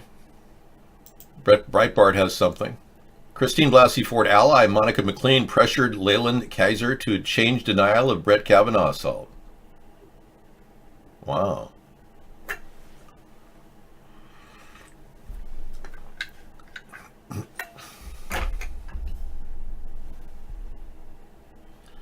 So she was pressured to change her denial of the alleged assault. So Monica McLean said she'd heard it all around the school, which validated Christine Blasey Ford's comment. And remember, Monica McLean couldn't believe how could you not know about this? Everybody in school knew about Brett Kavanaugh nearly raping Christine Blasey Ford back in the day. But she said now that she was pressured into changing her denial of the alleged assault, which had hurt Ford's credibility. Yeah, this is what the Republicans do. They take people apart and they rip them apart, try to get rid of any kind of kill the messenger, right? That's what they do. Thank you, Jeb. We're going to play Cypress Hill, What Comes Around Goes Around tonight on our show. Thank you for the suggestion, guest Jed's Feet over at iBlog. Yeah, I've never heard this song, or if I've heard it, it's something in the back of my mind. Okay, I'll do that later tonight. Thank you. You want Mr. Right for bong hits? Okay, well, some of you are smoking illegally. Thank you, Rex. It's turning into a situation where we're all wondering what the heck's going on, in terms of our growth of as an economy, our nation's trade relations with other countries, and ultimately, how are we going to get out of this, the entanglements and problems that Trump has created? It's going to be tough, but a brand new third party will be a fresh start for everyone around the world to get a chance to meet real Americans, not a bunch of corrupt cronies, rich people who are sucking up to more power just to get elected. I'm not in any way affected by these people. They don't control me. I have no money coming in from any of those people.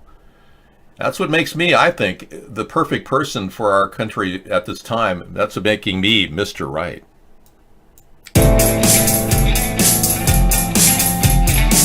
You're Mr. Right, Mr. Right, too good to be true. You spin my world around, 'cause you're the peace I find. If you sweep me off my feet, my heart stops to beat, 'cause you make me melt away. You're Mr. Right, too good. You spin my world around, 'cause you're the peace I find.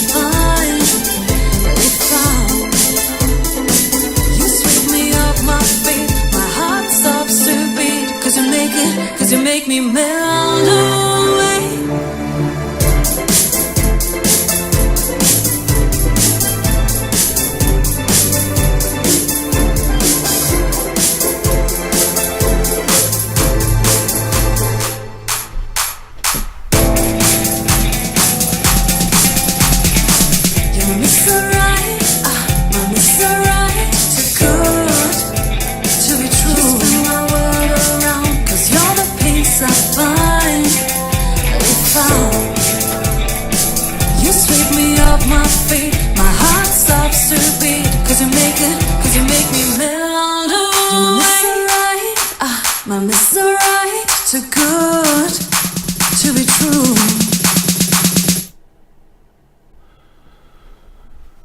You're traveling through another dimension, a dimension of both sight and sound, of both things and ideas. You've just crossed over into America's third-party zone. We're about ready to do the third-party boogie here. Hey, we're trying to deal with the problems of the universe, and I'm trying to make it simple for everybody. We are running out of water. The people that run the world don't give a crap about us. They would sooner let us all drop dead. Okay? Hold that thought.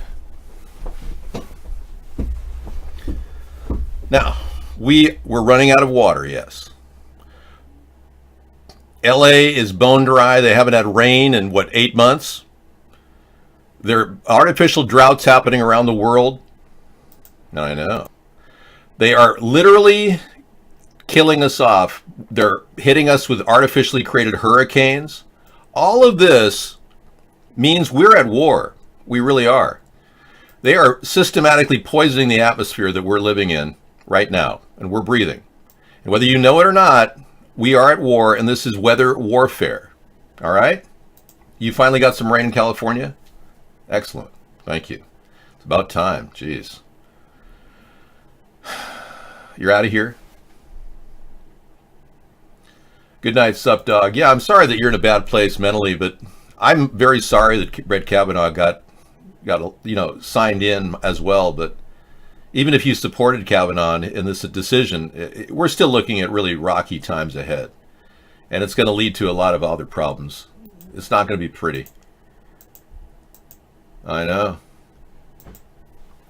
You're a part of the elitists. Your father was a 33rd degree Mason, and your grandfather worked for the Rothschilds. Why should I care if the little peon ants won't have any water if they get sprayed with chemtrails?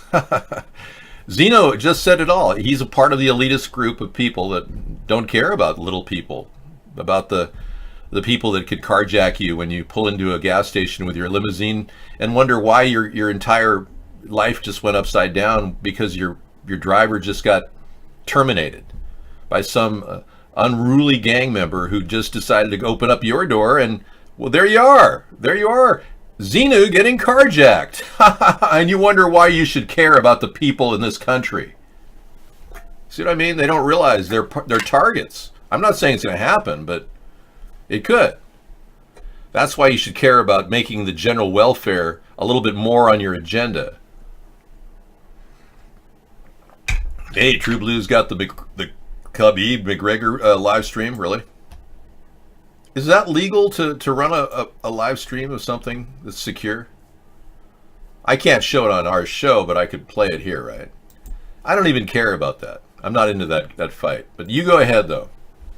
Clearly, it's a racist fight. A white guy against a guy with curly white hair. That's just so weird. Yeah. There's no negative talk here. But right now we're under attack. That's a positive statement. Nothing negative about it. I have to tell you, if you don't realize we're being attacked, then you're quite lost. I'm positive about we're being attacked. Our country is being hosed on a daily basis. You're being sprayed like an insect. How do you feel about being an insect? Well, Reptoid, maybe you write a statement to Brett Kavanaugh to ask for Sharia law to be enforced now that, alleged rapists could become judges. Go for it. Okay, thank you. Yeah, no different than an insect and you spraying Raid on its head. It's just on a bigger scale. You don't believe anything like this is happening? Okay. You want to live in some sort of a dark make-believe world where you don't know a damn thing about what's going on? What do you mean so? What if I told you what they're spraying in the air was toxic? That wouldn't even faze you. Because you're already born breathing 55,000 chemicals when you're hitting this earth from your mother's womb. Ever since you started drawing a breath, you've been breathing chemicals. So what do you care? You've been nullified, turned into an indifferent, apathetic person. What if I told you that the chemicals that they're spraying on your head makes you kind of apathetic? We know that they're spraying lithium. We know that this war is going on right now as we speak. Even NASA admits to what they do in the atmosphere. NASA officials have actually said they're spraying lithium on your head. I know that's hard to believe, but they did, and they have proof of it. We even have a guy here talking about it. Chemtrails over waters makes me apathetic.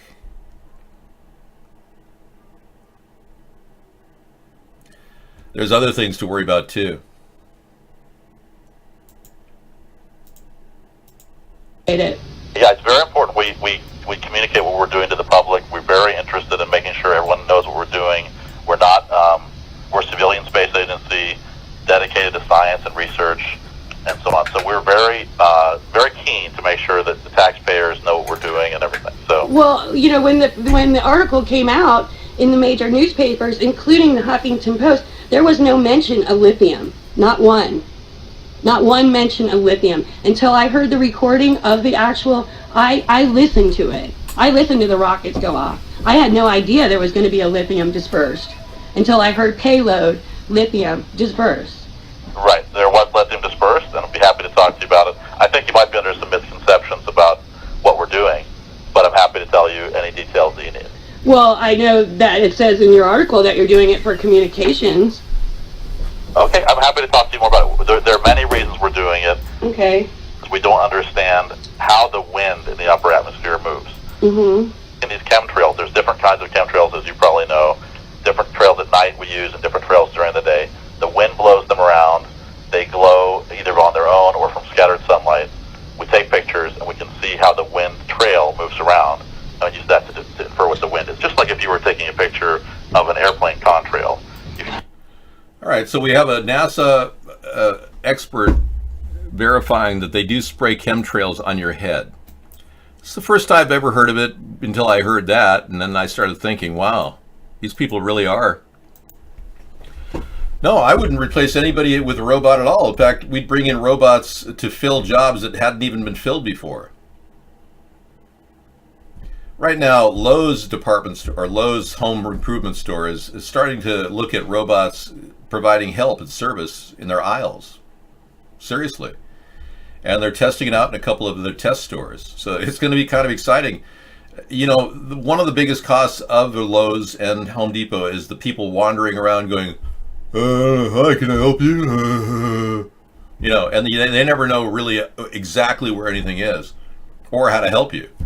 These robots are going to become very informative. They can even tell you exactly what you'll need to do the job. So these are areas where we're going to actually not replace workers, because workers can do real work like lifting lumber and helping people load their trucks with bricks. You know, like work, not just standing around going, oh yeah, I had to work here because if I don't, I won't collect my Social Security. But there are a lot of people working at those places that could, you know, still keep their job, is what I'm saying. Moving on. Click and win. Winning at solitaire. Really? Click and win. I don't want to play this game. But you know, Sarah might like this. Is it fun? Anita is talking about the Satanists in her school. Wow. I believe it. No, nobody's going to cast the fight. Does it really matter? Why are you so violent? This is a dedication to nonviolence. This is not like a place we hang out. Hi, Aaron. We don't hang out and talk about violence here on our anti-war rally. This is akin to John Lennon and Yoko Ono doing a love-in. Except we're not going to take our clothes off. But a lot of you who want to hang out, you can certainly do that. You know, many of you aren't dressed. That's fine. You can have a love-in with your beer, because you like to drink beer, don't you, Brett? In any event, we drank beer and still do. So whatever. I think you've probably had beers, Senator, and so. So you're saying there's never been a case where you drank so much that you didn't remember what happened the night before, or part of what happened? That's you're asking about. Yeah, blackout. I don't know. Have you? Look at that space. Look at that smug face. Look at the woman in the background. She looks like she's having the worst day of her life. Look at the horror in the woman's face behind here. Look at her face. Look at how sad she looks. I mean, that's really sad. And look at his smug face and how he just sits there and doesn't even care. Yeah. I know. I'd be pretty sad too. I wonder what she would say if she was to be animated. You bastard. You scumbag. I don't know. All I can tell you is that smug face of his is pathetic. Look at it. It's just so smug. I mean, it is. I mean, I feel bad for having to sit next to him. But I mean, look at his face. It's like, what a joke. Anyway, let's get back to something more positive and upbeat, like weather warfare. That's Alyssa Milano? Really? Oh, okay, so she got a chance to be in the court. She's pretty famous. Yeah, there she is. She's quite a gal, yeah, look at her. Alyssa Milano. I'm glad that she's doing her part by going to the event. You know, sitting there was kind of cool. There she is.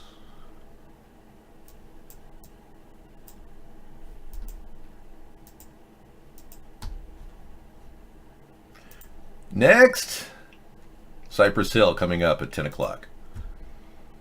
David, do you have an answer to that? To what, Misanthropy? I like how the Democrats never came up with one real reason why he shouldn't be judged, despite the rape story they made up. That's how the entire thing is fake. Well, actually, it's not fake, because if you look at the facts, everything is real. They just didn't want to ask the question, why didn't you prosecute Vince Foster? Because that would make Hillary and Bill look bad. So the Democrats were at a deficit there. If they had talked to him about why he didn't prosecute Vince Foster when he could have, maybe this country would be closer to a democracy. But right now it's just a mobocracy, controlled mostly by the mob.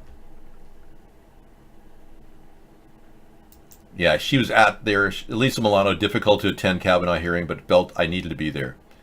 Well, she's this brave woman for going out and talking about this, because she's one of the first to come forth with the Me Too complaints. Was her complaint against Harvey Weinstein? Do you know? I don't have any. You were invited as a guest of Senator Dianne Feinstein to be there at the hearing. Why was it important for you to be there? Oh, so many reasons, but I think most of all, I don't believe that any man's misogyny should take precedent over a survivor's humanity. And I thought it was important to stand in solidarity with Dr. Ford and all women and men who have been victims of crazy abuses of power. And I felt blessed to be able to do that and to be there, no matter how stoic I had to be, and sort of prevent myself from, rolling my eyes and being. I just had to sit there and be stoic, and that was difficult. It was definitely an exercise in how to constrain and restrain yourself.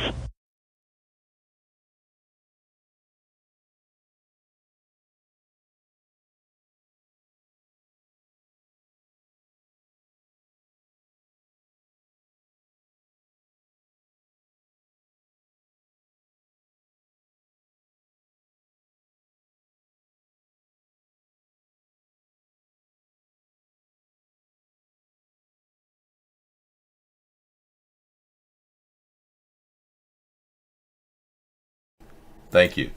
Yeah, so would you like to talk about other rape victims? Any other rape victims that come to mind? Connie Chung just announced that she was raped. Yeah, that's an amazing reveal from a former newscaster for CBS News.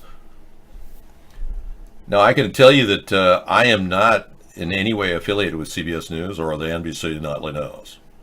I am no way related to Tom Brokaw and NBC Nightly News. And I didn't have anything to do with the Me Too generation. But Alyssa Milano thinks the Green Party is a Russian conspiracy. Oh, okay. That's okay for her. I mean, you can take it any way you can process it, I suppose. I do think the Green Party is controlled. I mean, why else would they put Roseanne as a potential Green Party activist? I mean, she's clearly a right-wing Trump supporter. Roseanne Arnold. Yeah. Okay. Test your lip syncing abilities. Yeah, kind of. I do a read to reveal all the truth about things during our show, which only lip readers can understand. Connie Chung is married to Maury Povich, and that's ridiculous. Calling him those names? No. She was very forthright about how when she was young, she had a doctor who touched her in those special places. Yeah, and I think that was probably abuse. Yeah. Especially since he tried to achieve orgasm for her. I just think that's kind of a sad thing that all of the human beings have to act like small animals and rodents. Can't you elevate from this sex game that you are currently involved in? You seem to be obsessed with replication, yet you're not replicating. By your own admission, you want to eliminate your population. What makes that an important and logical decision?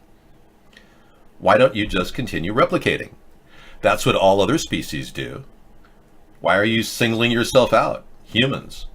Why do you not want to have children? Well, David, I'm a person who doesn't want to have kids.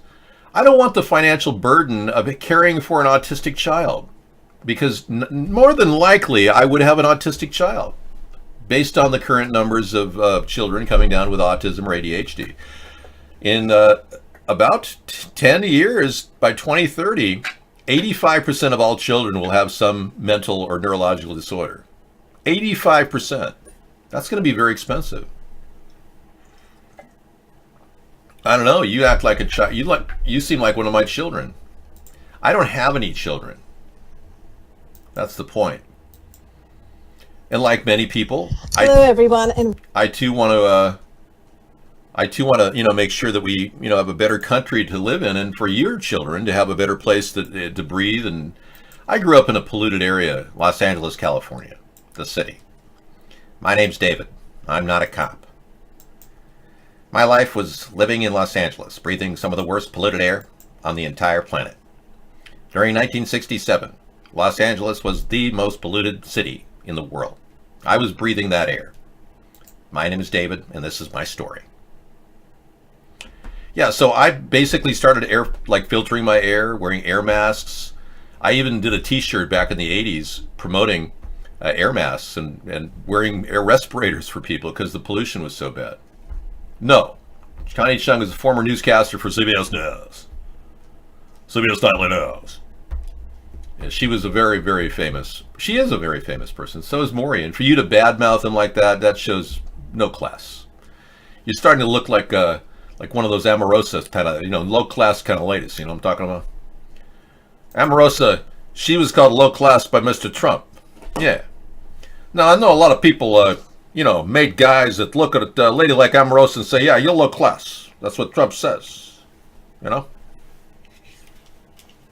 I like Omarosa. I think she's kind of a classy lady, personally. All right, are we done with the weather warfare? All right, thank you.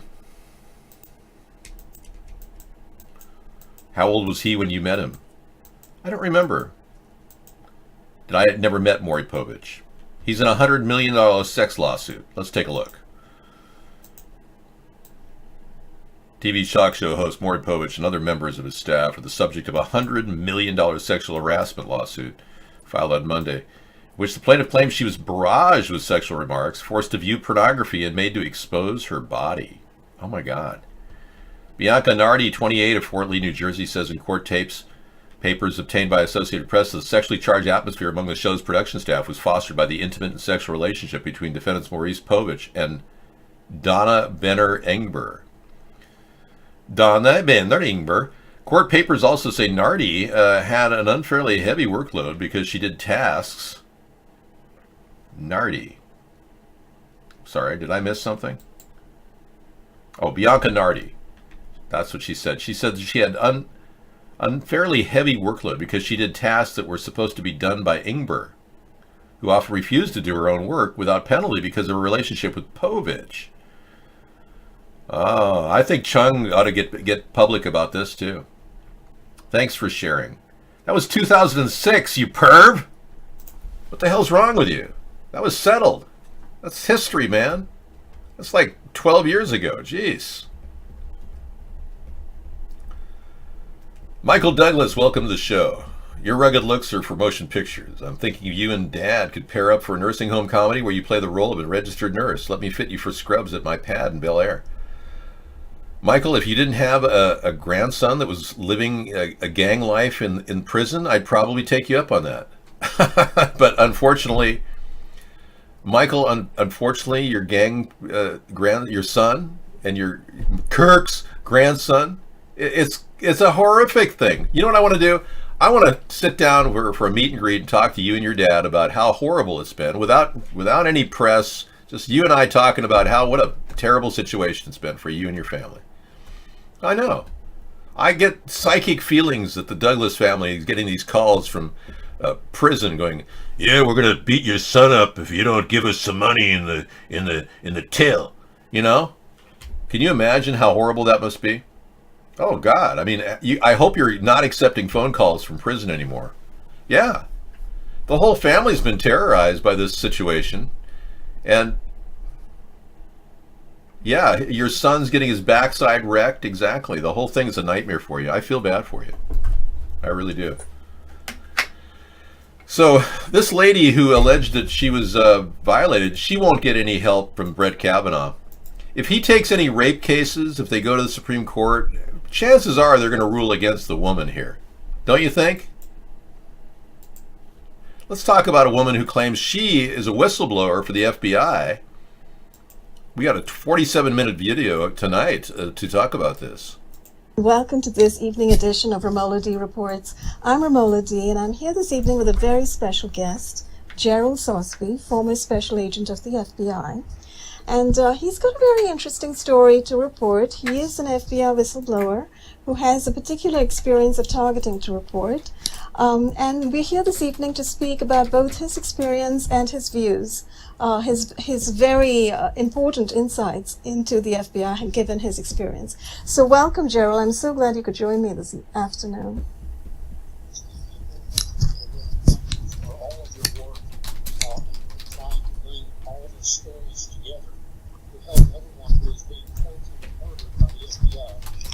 Oh, absolutely. You're very welcome, Gerald. I'm just doing what I feel compelled to do. I find it extraordinary that you would start off by saying people are indeed being tortured and murdered by the FBI. Now, you feel very strongly that the FBI is mainly involved in this, right? I mean, they are a primary component of this program. Yes, may I make a couple of administrative announcements? Oh, absolutely. Go for it. Yeah, absolutely. My name is Gerald Sosby, S-O-S-B-E-E. I was born August 30th, 45. I entered the United States Army in 66 and served in Vietnam until 68. Not all that time was in Vietnam. I entered the FBI in 71, lived in my career in 78. Now, the references I've all contained on my website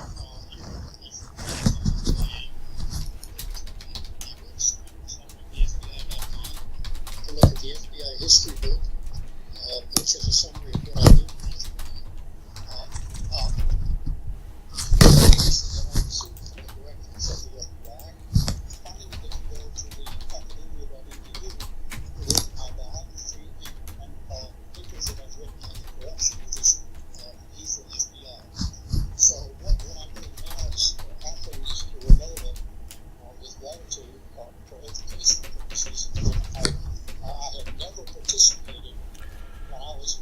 Okay, this is kind of sad because we can't even get a single audio clip to play here. We advance to make sure there's some audio in here. This idea to be educated about, and I don't know how to educate them except through the people. Yeah, I'm going to pass on this one because I can't even hear it. I mean, literally. whatever the guy said, I'm sure was very good, and I'm sure the FBI has been torturing people, I'm sure. I mean, how could we not believe that they're torturing people since they don't investigate real murders? So, yeah.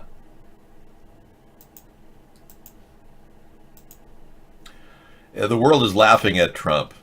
Yeah, do I have to show you what he said last week? I don't want to replay that clip. It's boring. Trump's involvement with the Russians has been documented well in advance. We've got an entire history of Trump and Russia in an encapsulated video here I played last night.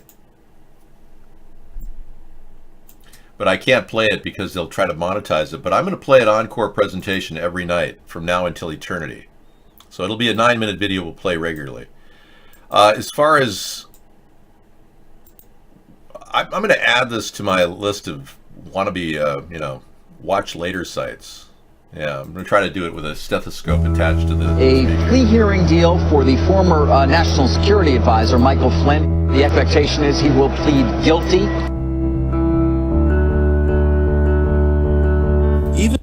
Yeah, so we'll be playing this video tonight.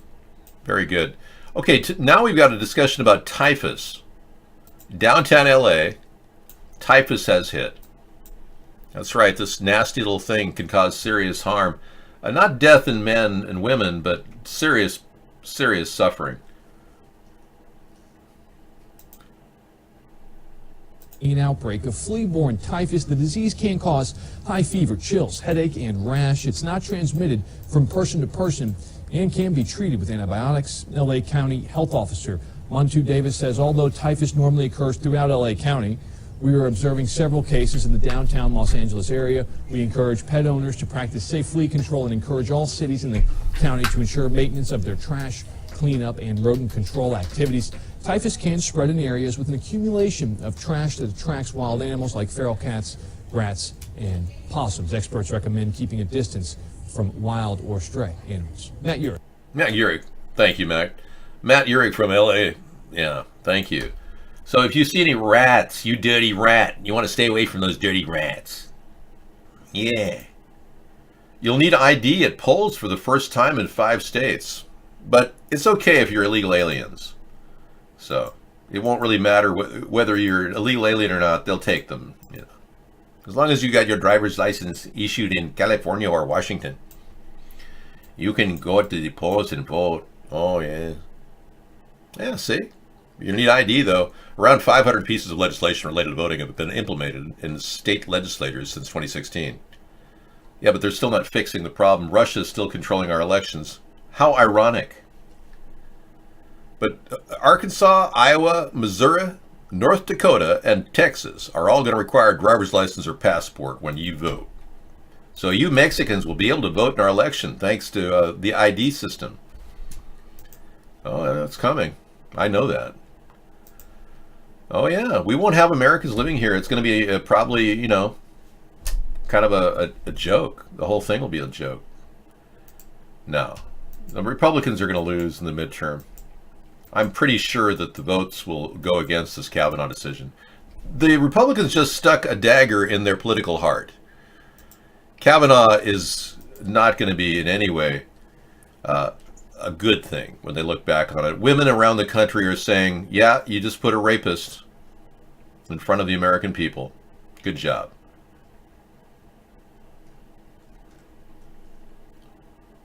Alex Jones is a complete shill. Of course he thinks that the man is a liar, or that the lady's a liar and Kavanaugh's the truth.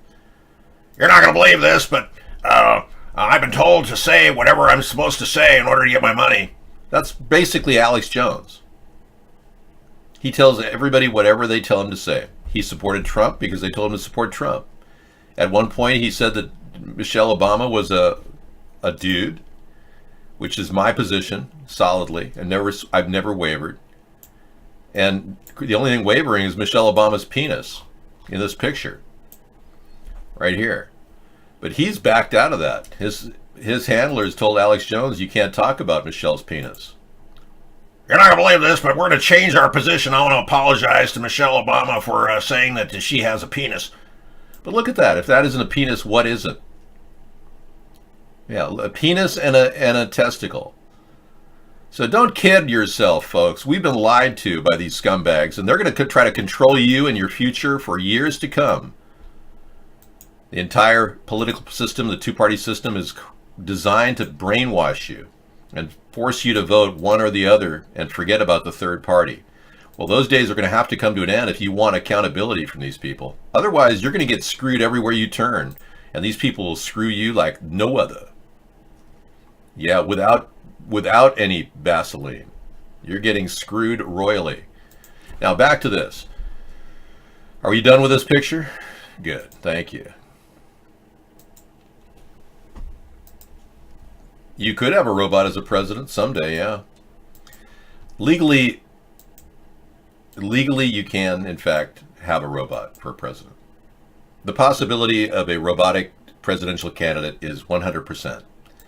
With the Citizens United ruling, they have allowed the ability for corporations to actually put any candidate they want in front of you. They themselves can run for office. Goldman Sachs could run as the president if they had a computer that called himself Goldman Sachs. Hello, my name is Sachs Goldman. Hello, how can I help you?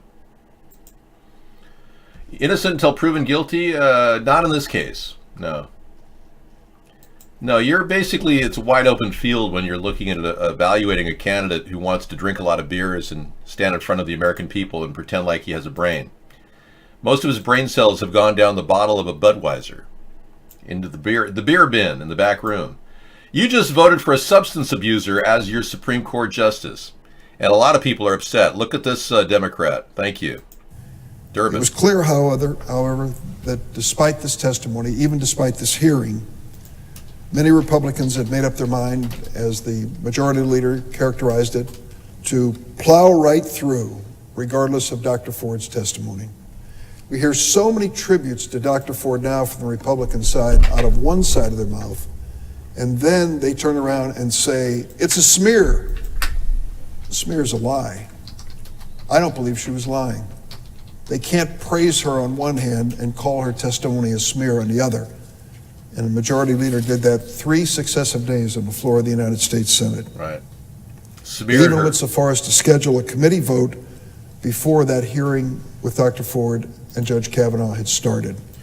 The real reasons why Judge Kavanaugh shouldn't be a judge is because he's the guy that signed off on torture when John Hu worked for George W. Bush and articulated a reason to torture people to violate the Geneva Conventions. Brett Kavanaugh signed off on it, said it was a good thing. He's a guy who essentially does whatever they tell him to do, and recently managed to get a huge thing passed that gives Russia more chance to fund our elections. It was him that ruled the foreign governments could fund American super PACs. So even Mitch McConnell had a stake in this, because he gets money from Russia to get reelected. Why else do you think somebody that old and out of touch continues to get reelected? Because they get money from Russia, financing anything they want. Bud has a taste that I can't even describe. If you want to drink pure tap water, I'm sure Bud is the way to go. If you want to put other beers ahead of Bud, it's probably because you like a little bit more alcohol, because Bud's been relatively watered down over the years. Bud had a beer at one time that I knew people that told me it was good. They said Bud Dry was good, but they canceled that beer. So I think right now it's pretty much kind of like the bargain basement. That's what I think Brett Kavanaugh drinks. He's a beer drinker. So while every single senator out there was trying to face up to the realities that this guy has been lying through his teeth, and I showed you how he lied with all the blinking he did, this guy is in there drinking beer and laughing and making a big joke over you and I and every woman's rights in the country, and he's going to have a certain amount of payback. It's going to be what goes around comes around with this guy. So expect a lot of his judgments to be leaning against freedoms, individuality, and a woman's rights. I wouldn't doubt he's going to vote in favor of rapists. That's something I would expect from him. He didn't want to make a commitment regarding Roe v. Wade, which shocked the entire world. He wouldn't say whether he would support it or not. So everything about this guy reeks of cronyism, and he's obviously a dirty judge. who likes to drink beer incessantly. He advocated torture. That alone should have automatically barred him from that position, but that got him in. You see, our country and the two parties, Hillary wanted him in, Trump wanted him in. Our two parties support a guy who covers for them, who allows corruption to go on beneath the surface of our government, who will look the other way when a pedophile, a high government official pedophile is put in front of him and it goes to the Supreme Court. This guy will probably look the other way and say, no, he didn't do it. He didn't molest your child. There's not enough evidence that that happened. That's my concern.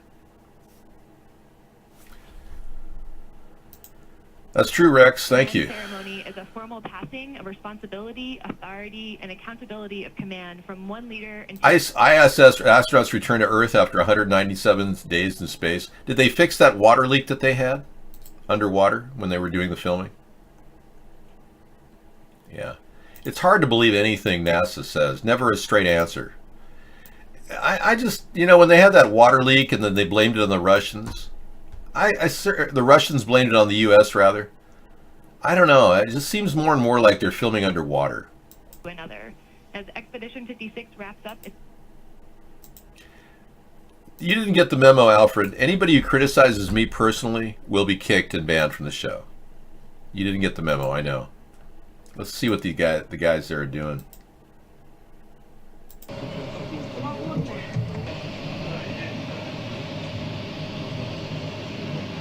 They're investigating the damage, deorbit, burn, and landing. They do quite a really great show. It's kind of I would say, yeah. Let's see. He descended from the heavens. They pick up somewhere after they get dropped in the air somewhere. Who's the commander of the Soyuz spacecraft? Straight back here. We have a drop. And he's blowing smoke so you'll see it better.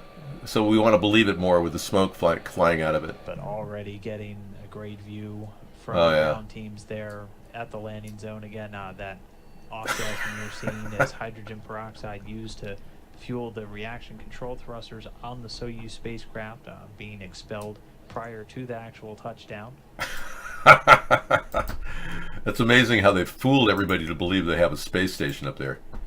Dave, no pedo who has any political or public pull will ever get in trouble, because if they did, everybody else would go down. Well, you better tell that to some of the people in power right now who are currently facing judgments. You're telling me that nobody did Bill Cosby? Oh, he wasn't a pedo. That's right. Yeah, how come they haven't prosecuted any? Well, wait a second. Hold it. Dennis Hastert. Remember, he didn't spill on anybody, but of course he only got 13 months for butt raping 4 boys when he was a wrestling coach. Our former Speaker of the House got 13 months, so I think they made a deal with him not to talk. You have a good point. Aggie Sue says, "Are you a flat earther?" No, I'm not. I'm not a flat earther. That's absurd. Flat earthers believe that the Earth is flat because the CIA told them that the Earth is flat in various websites.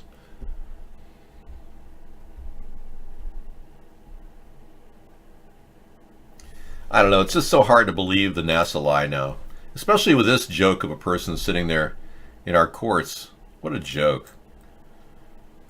This is the only photograph of the Earth that we have. There's multiple artistic renditions. This is not a photograph of the Earth. This is an actual painting called the Blue Marble Painting. The Earth has never been photographed from outside of in space. Someone, as Sarah said, that there's a little picture of the Earth out there. It's a very small picture. It's like a little dot.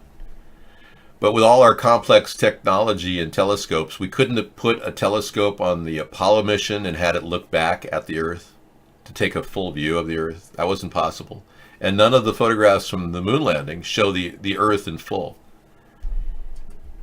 So what's more than likely the case is we never went to the moon, okay? And now they're trying to put this flat Earth thing out to pretend like make everybody who questions the moon landing to be, oh, well, you must be a flat earther too. And what they're doing is it's called Operation Shoot the Moon, that the CIA developed. It's designed to make you, if you're a moon hoaxer who doesn't believe that we went to the moon, into an idiot. They're either going to pull you into the idea that nothing they told you was true and make you a flat earther, which will make you irrelevant to everybody around you because everyone will say, yeah, you're a total idiot. But this technique is working pretty well. The flat earth sites have had 5 times more visits than even chemtrail sites. Now, I've got a chemtrail site that I've got available for all of you to look at every bit of pollution that they're dumping on our heads on a daily basis. And if you want to go to our new flagship site, my site that I created, it's chemtrailparty.com. And it's just a simple site I set up with links for you to look at potential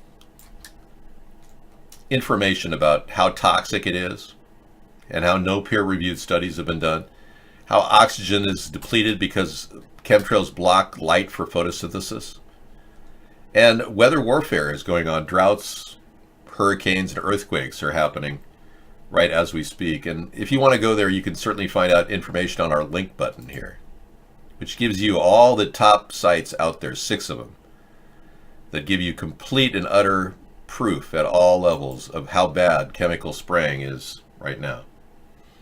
Here's Stop Spraying in California, very good site, full of details, full of all the things that, everything you could ever want to know. Chemtrail articles, alerts, documents. You could be a chemtrail expert by reading these sites, for real. But it's only because you have to be the emissary of truth in your family. If nobody else cares about what's happening, somebody's going to have to. Someone has to wake up to what they're doing. And I showed you earlier a NASA person admitting that they're spraying chemicals on us. They could be spraying lithium on us or any number of things, even vaccines, aerial spray of vaccines that can affect our mind. We've been talking about that lately. Last Assange message mentioned evil dust just before cutting off. Wow, look at that. I want you to pay attention in this video of the last few minutes of Julian Assange's live feed that was cut off, where he talks about an intelligent evil dust. And what I'm going to do is at the end of this video, I'm going to put information of how you can deal with this intelligent evil dust. All right, what he's possibly saying is that this is a nanoparticle that's been implanted in our bodies and we breathe it. Now, yeah, it could be true. Nanoparticles are part of this scenario. Thanks, Anita. That's a good link. Smart dust, right. Nanoparticles could very well have an evil intent to get into our brain and affect our mind. Certainly one of the possible agendas that could happen. Nanoparticles are part of a deeper concern that many people are wondering.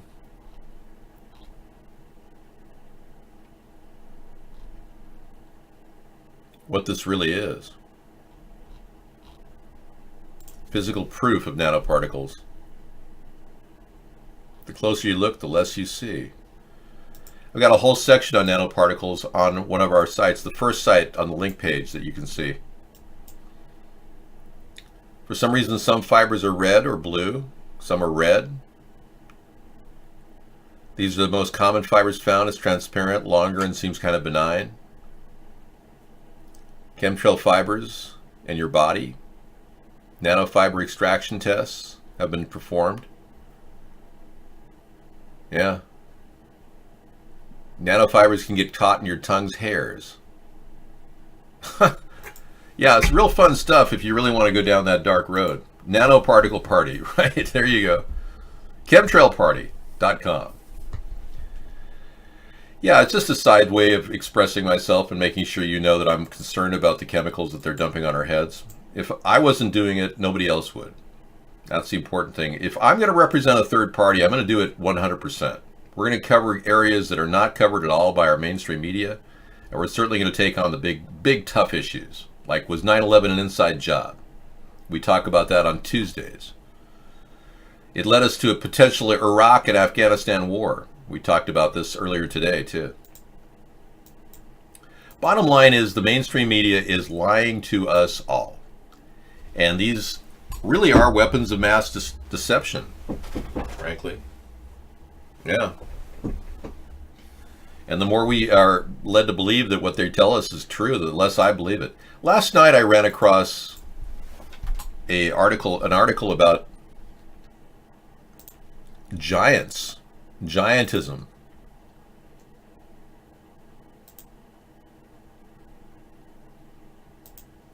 It's fascinating stuff.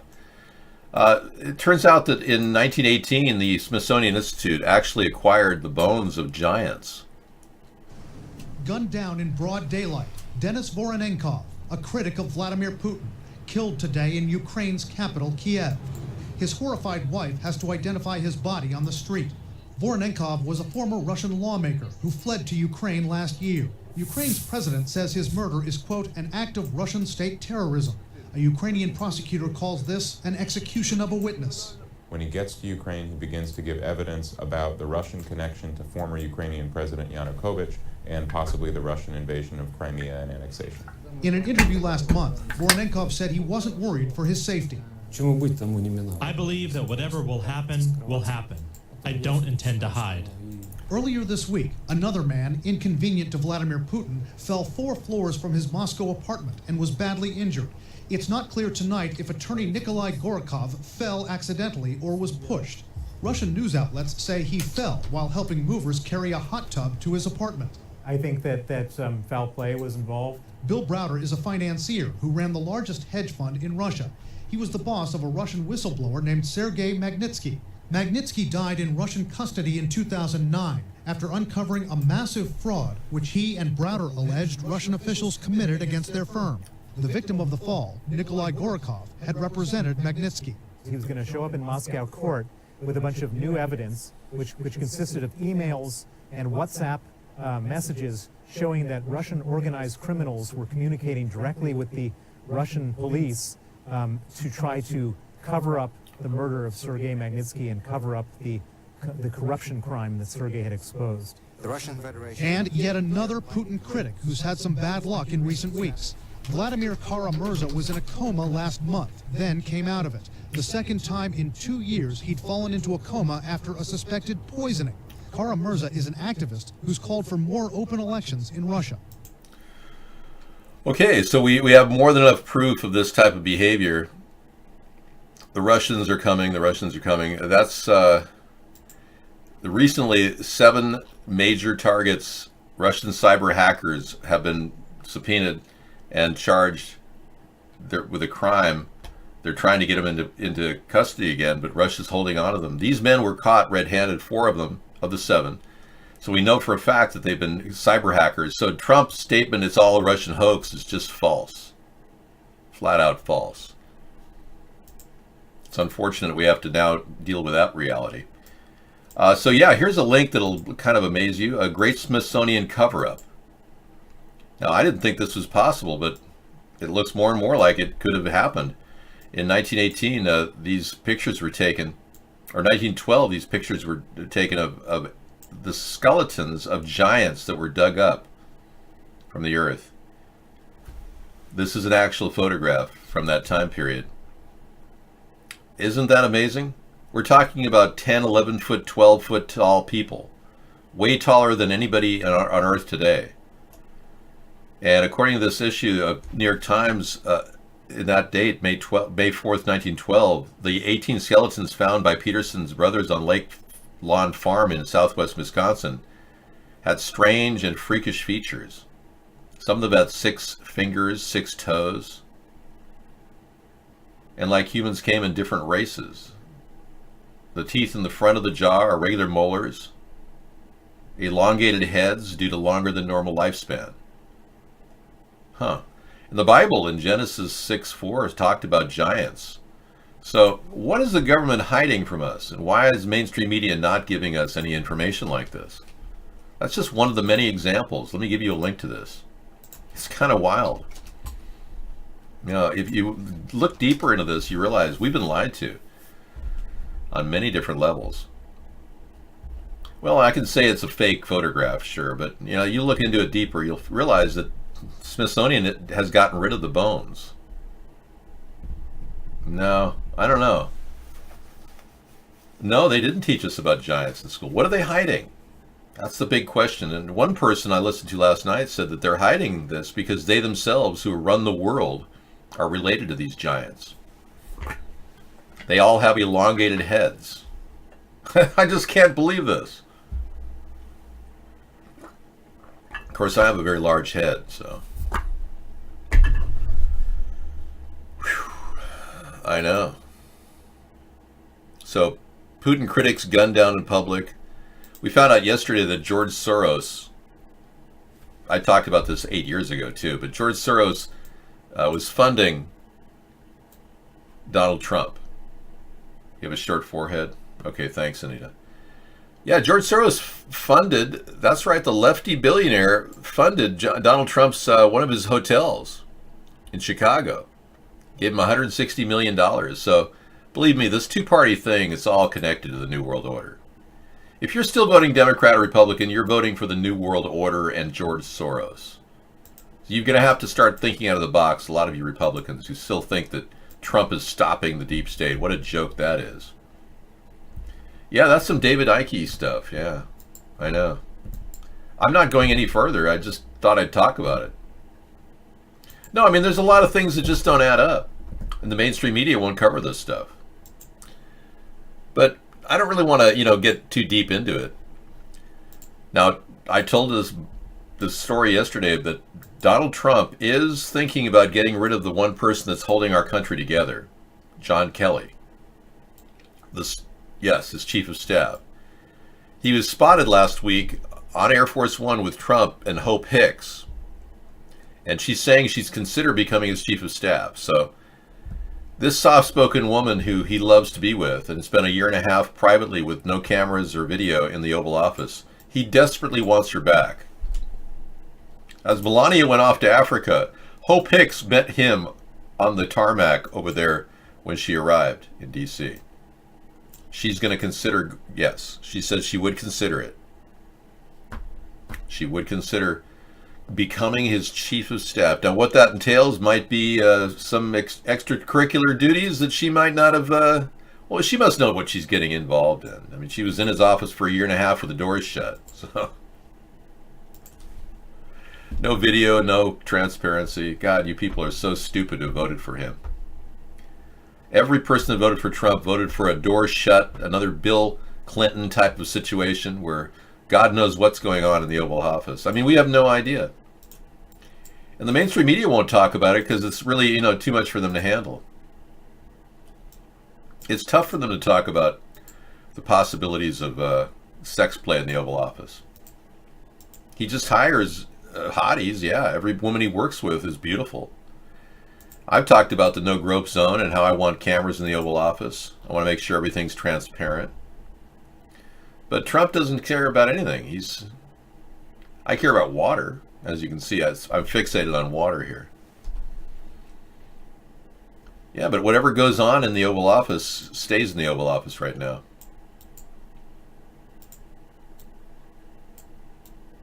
So if he's in the Oval Office right now with someone secretly having, private relations, that's on Trump. We already know he's alleged to have cheated on his wife many times and even paid Stormy Daniels to not talk about it. Yeah, that's the president you have. He paid a woman to not talk about it during the election, and then Giuliani said that it had nothing to do with the election, them paying her. What a total lie.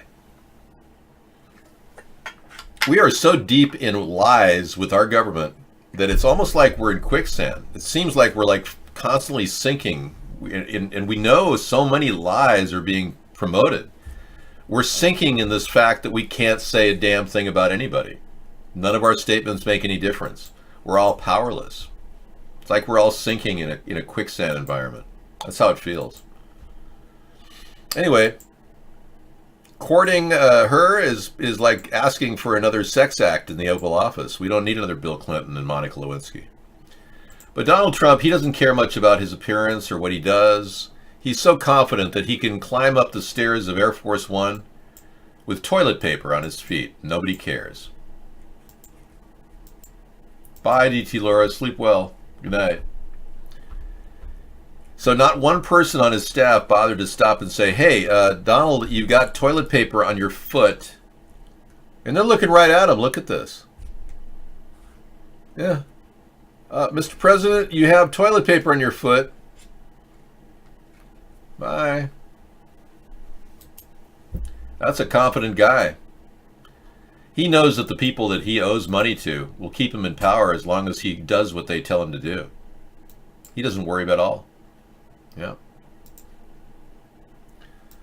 Up, up, and away with my toilet paper on my shoe. And we found out a bombshell, a story that the Nunes has buried evidence in Russian meddling that Mueller didn't even get to see. And Democrats are coming out talking about how they are extremely angry that Mueller didn't even get to see some of this information regarding the Russian meddling.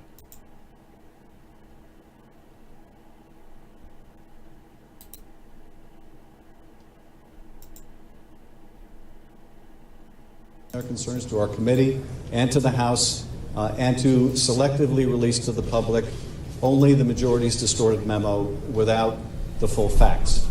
A very sad day, I think, in the history of this committee. As I said to my committee colleagues during this hearing, sadly, we can fully expect that the President of the United States will not put the national interest over his own personal interest. But it is a sad day indeed when that is also true of our own committee, because today this committee voted to put the President's personal interest, perhaps their own political interest, above the national interest, in denying themselves even the ability to hear from the Department and the FBI. And that is, I think, a deeply regrettable state of affairs.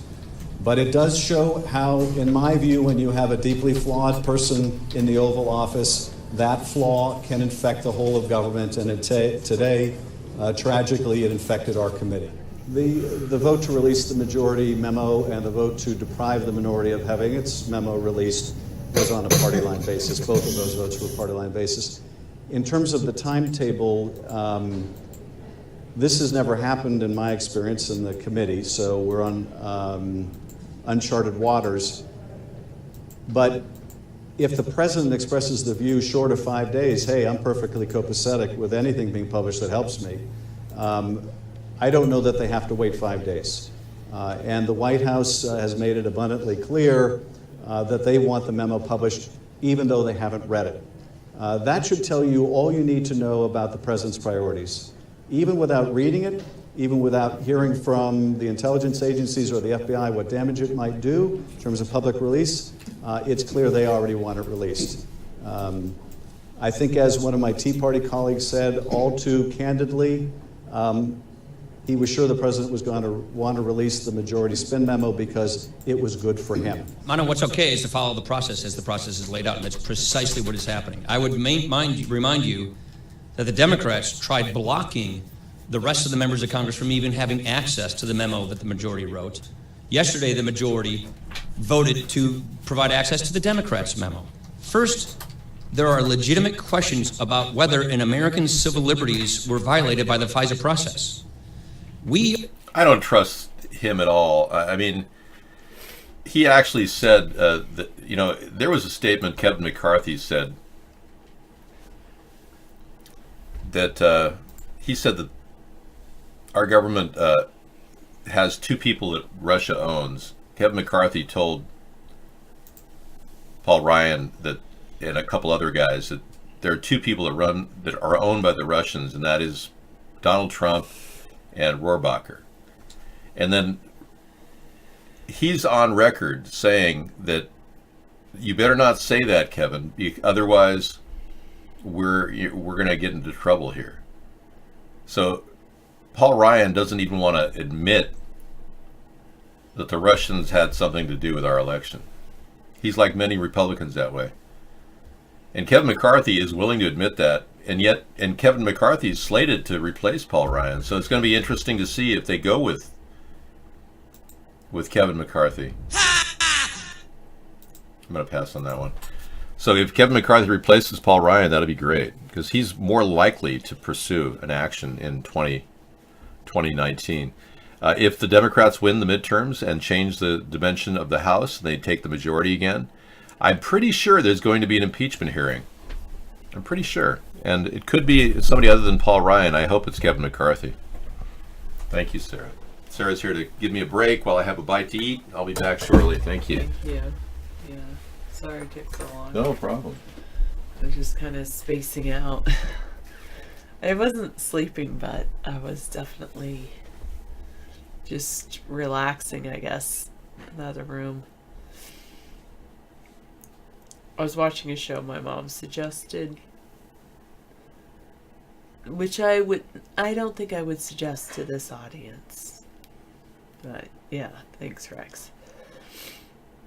And then I was thinking I should do some, well, I've got my grading done, but I should do it to put it in the grade book. But and other things, but I think I'm just gonna, I wasn't watching Mr. Rogers, but I probably should. That would make me feel good. Take care, Drumstick.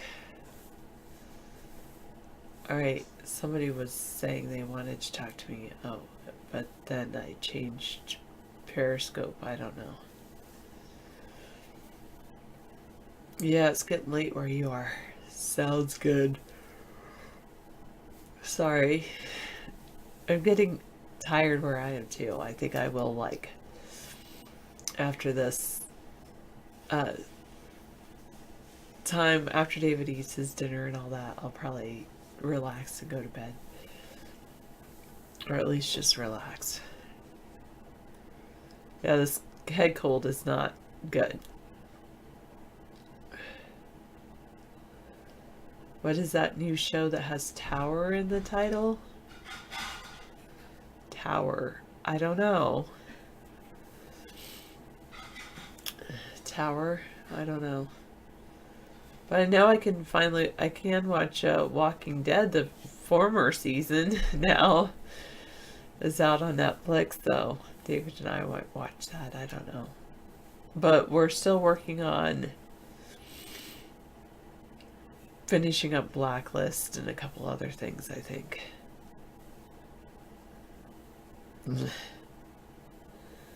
I know, I should. But it's also because I do this gardening thing that I got the head cold. Because that's most likely where I got it from. But yes, at the school, that's where I got it from. Schools, it's always, cold season. There's a reason that cold season starts in the fall. And it has not, I don't think it has anything to do with weather. I think it has to do with confining all these people from different places in one area in schools. And then it spreads from schools to other people. And anyway, but I still don't want to sit in the hot tub. It will clear things. Last night I did sit in a bath, which helped my and you know what, I got it this week. We had a thing called a walkathon, which is like a running, you could run or walk. It's a fundraiser, and I didn't have to run, but I did 3/4 of a mile. I ran with the kids where most people didn't run with the kids.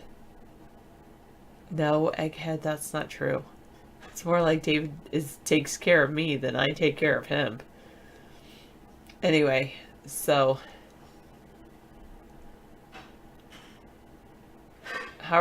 oh, that's good that you're asking how are clouds explained in school nowadays, because that's the next science experiment I'm going to do on Monday. We're going to, and I haven't taught kids precipitation and condensation. I haven't taught them those words yet. But so here's the experiment. We're going to get this little 1 ounce cup, almost like a medicine cup, but a 1 ounce cup half full of water with a little plastic lid, and then you put an ice cube on top of the lid, and then you monitor it for like 6 minutes, and then you make a prediction, and then you keep monitoring it, and then you'll see, supposedly you'll see the condensation happening on the lid, on the inside lid, and have to teach kids that, like, how did the water get there from the vapor in the air and all that.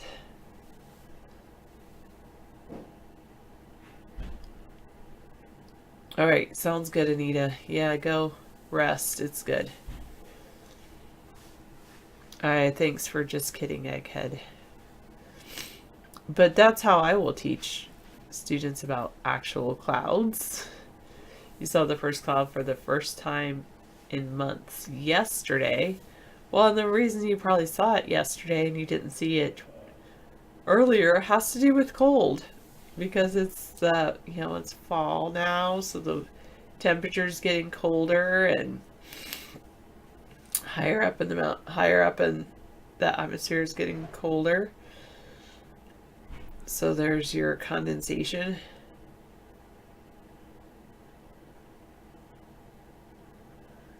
You, as a kid, you discovered evaporation because you had a water cup beside your bed, and then it was like half empty and you didn't understand and you didn't drink it. That's pretty good. Yeah, Miss Anthropy, you're used to seeing our chemtrails these days. And people think they are real clouds. Up here, there's so many clouds that the chemicals from the planes kind of mix with the clouds. And oftentimes you can't tell if there are chemicals or clouds or whatever. But mostly it's just clouds. It's a lot of overcast days. And then Friday we had a really rainy day. A couple rainy days in the last week. But then there's been some really nice days as well. So Thursday when it was we did a walkathon, I also played with the kids. I did a thing called shadow tag where I was like, we're not going to tag each other, we're going to tag each other's shadows. And I was it a lot because I have a big shadow compared to the kids, students.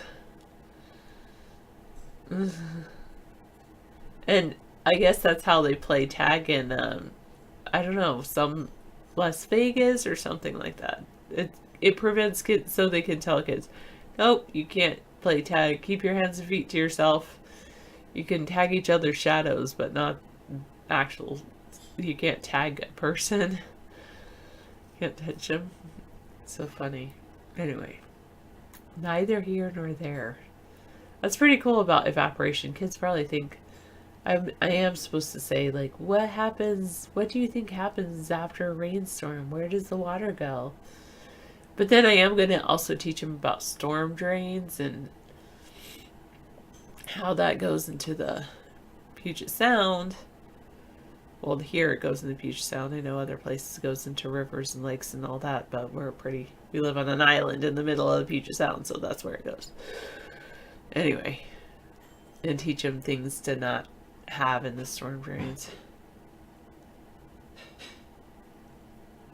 You forget what the clouds are called that are really low, like 200 feet up in the air. So that sounds like nimbus. There's cumulus, cirrus, and nimbus clouds. Hello, Axel. Cumulus, stratus. Let's look at the different, I would look at the different types of clouds, but I don't really want to touch David's his mouse. I don't like that other mouse.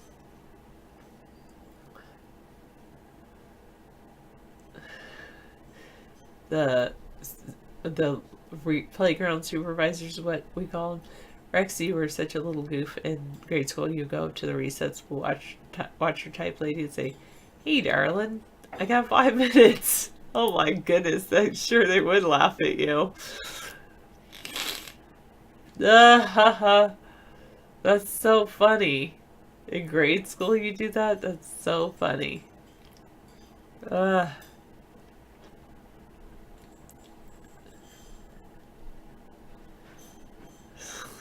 probably would have laughed at you too.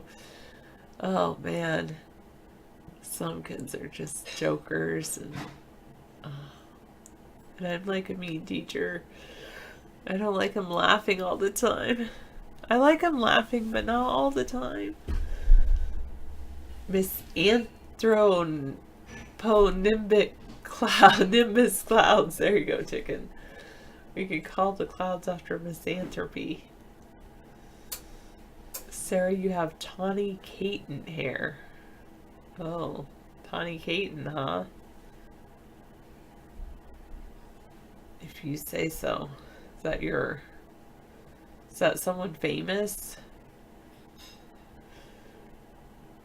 Hey, busy you're watching Goodfellas. That was an interesting movie. Hello, Aslan Ben 2. Hi, Juan. How are you? Tawny Catane. Cotton. Catane hair? Catane. Tawny Catane hair. I'll just take it as a compliment, whatever you're saying. Hello, Sarah. You went to see Venom? Venom. Is that a movie? Thanks, Axel.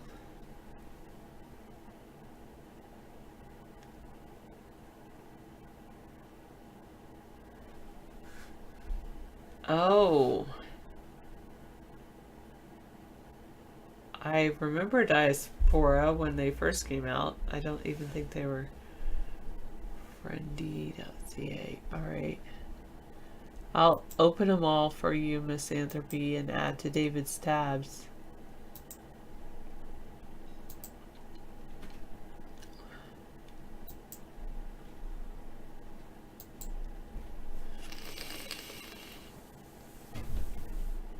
Oh, for everyone that still likes comics, they'll know what he means. He went to see Venom.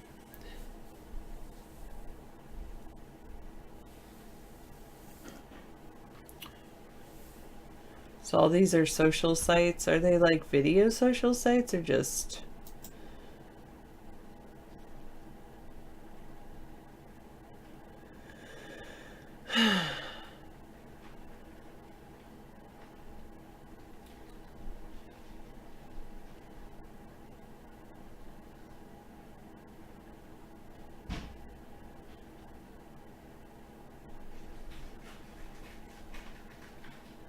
That's pretty good.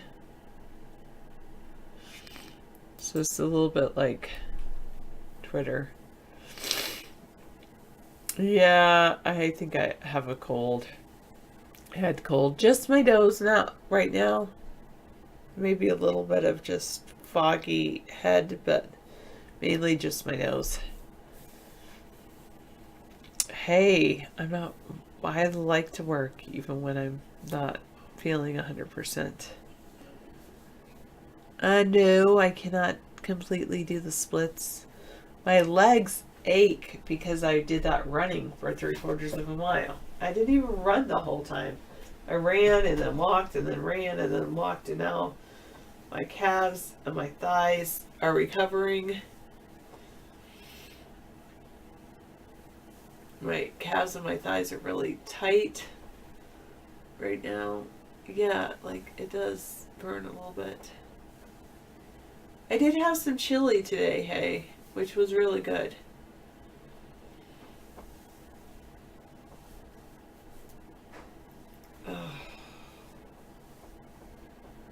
And I rubbed my own thighs. Anyway. Yeah, I think it did. I didn't really have, I don't have a sore throat with this. Which is good. Oh, man. I think I have a little bit of, are they called shin splints?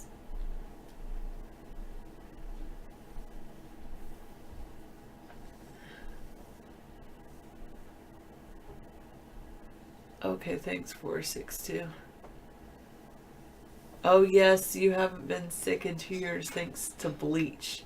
Now what do you do with the bleach again?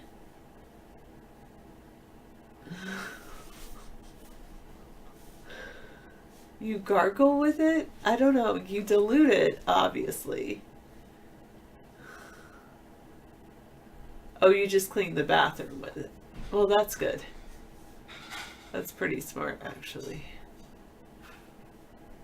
Thank you, 462. Oh, you clean the bathroom, breathe in the bleach fumes as you're cleaning the bathroom, so it kills the germs inside you. Yeah, I don't know. I think David doesn't use bleach because of the chemical smell.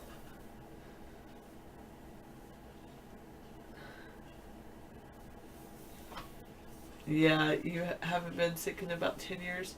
That's what David was saying, is that like the ones that have come out the last 2 years, they used to always go with a sore throat, but the ones in the last couple of years don't even have a sore throat. It's kind of weird.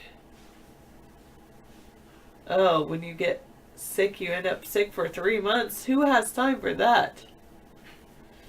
You should vote for David because he is, I think he would be a great representative of the American people. I think he really cares about the American people. And one of the other things is that he's very fiscally conservative. So he would definitely work on getting rid of our debt. Yes, don't be a slave. Vote for David.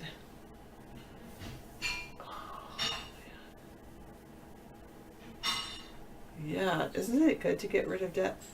David doesn't have any personal debt, unlike the Trump who claims he's the king of debt. I don't think David's too much of a tightwad, no. I mean, sometimes he's definitely very frugal.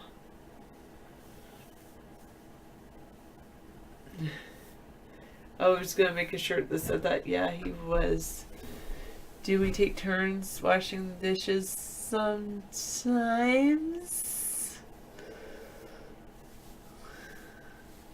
I think whatever dishes are there, we take care of our own dishes most of the time.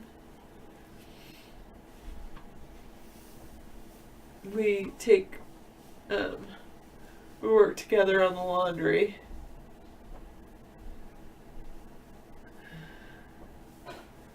Okay, Juan, it's true. He does them most days.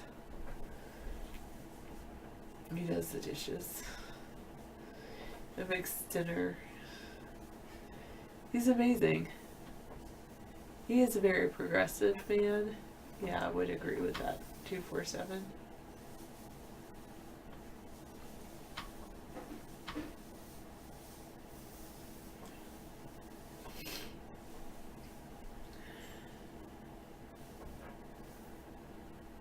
Yes, that is true, Miss Anthropy. In 2008, when David first started this party, he was totally not into conspiracy theories. It's only through doing this show that he started to believe in conspiracy theories and chemtrails and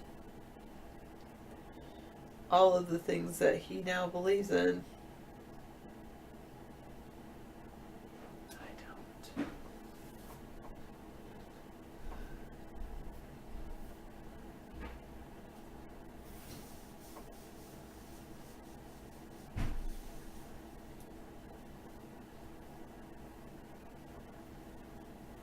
That's interesting. Hey, how are they going to manage that? Yeah, true, Septus. He doesn't... Yeah, he wasn't saying, I'm censored. That's true.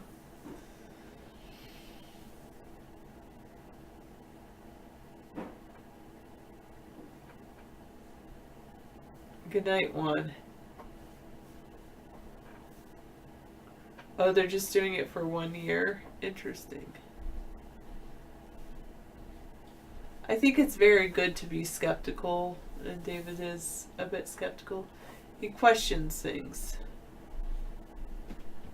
Miss Anthropy's right now, they're censoring people on the internet masses, and I think the difference is people know that they're being censored. And I remember I knew someone who was part of the Army Signal Corps, and they started censoring people really back then in 2008, but people didn't really realize they were being censored because it was just one or two people, and they're like, yeah, whatever. Those people think they're being censored, but really, I think it's happening on a much larger scale.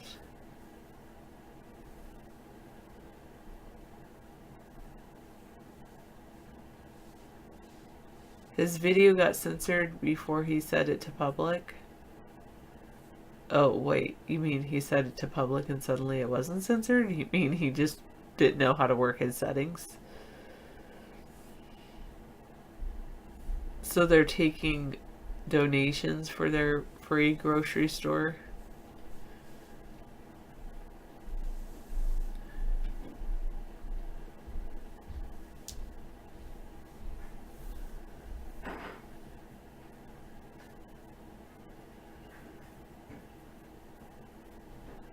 I just don't understand that.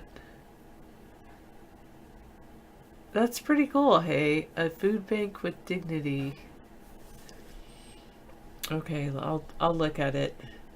They have this pretty cool place up here. It's not a food place. It's a basically everything other than food. Actually, sometimes maybe they do even have food.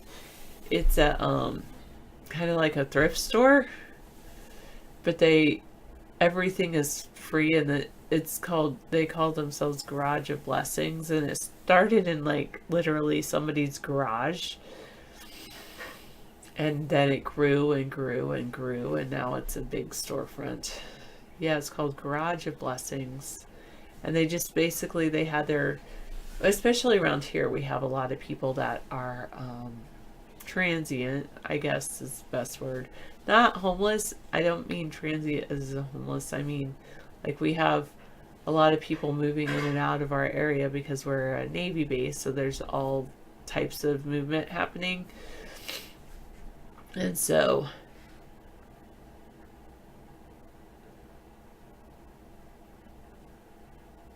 oh, interesting, misanthropy. Wow. Quarantining YouTube and subreddits. Well, anyway,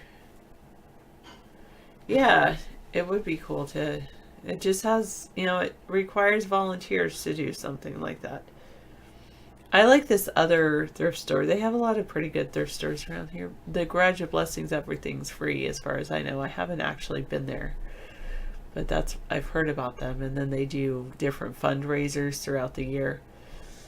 And hi, Delvin.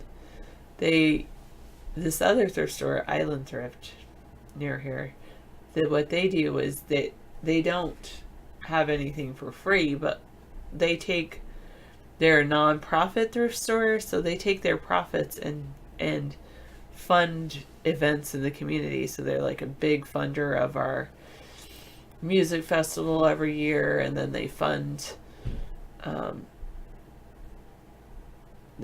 grants through the Oak Harbor Education Foundation and different things like that. So that's really cool. I like that. Yes, David. And so we feel like when we shop at those stores that we're helping our community, and then give things to the stores that other people can use. And I actually love the idea of shopping at a thrift store, because you're saving things from going to landfill and you can still get use out of them. So I think it's a really good idea.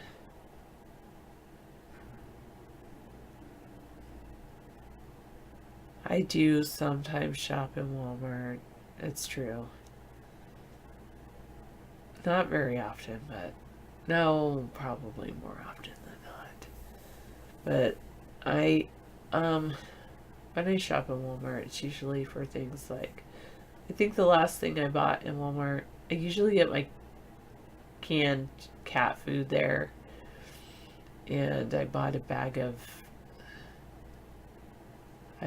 a box of envelopes and a bag of paper bags. I think container paper bags, like lunch bags, and a box of envelopes at Walmart.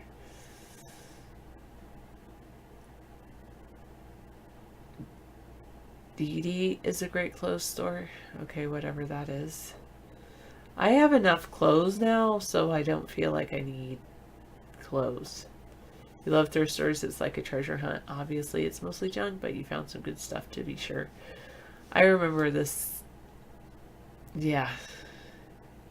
Yeah, exactly. It's like a treasure hunt. And you can find some good stuff. Ross owns the DD store. Okay. I've done some shopping at Ross. There's different Rosses around here though. Like one Ross, I don't like going in there because just the shoppers, it's not the people that work there. The shoppers, they take things off the shelf like shoes and then they leave them on the floor. And then it looks all messy and so difficult. But I'm glad David shops there. I guess he bought some hot chocolate from me from there, which I've really enjoyed.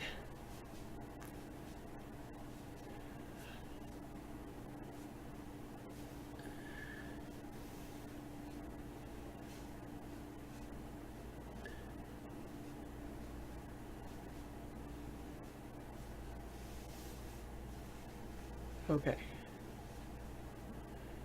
Yeah, it's so sad, Rex. I agree.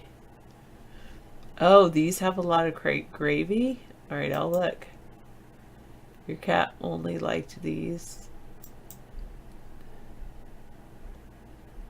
Oh, I've heard about those. Chicken and gravy, like the pouches.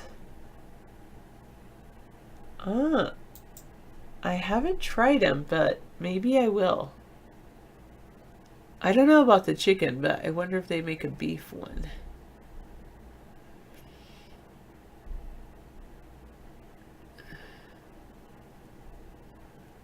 Because, yeah, it would be good to do more. She loves gravy. She will just, like, lick up all the gravy and not eat the food.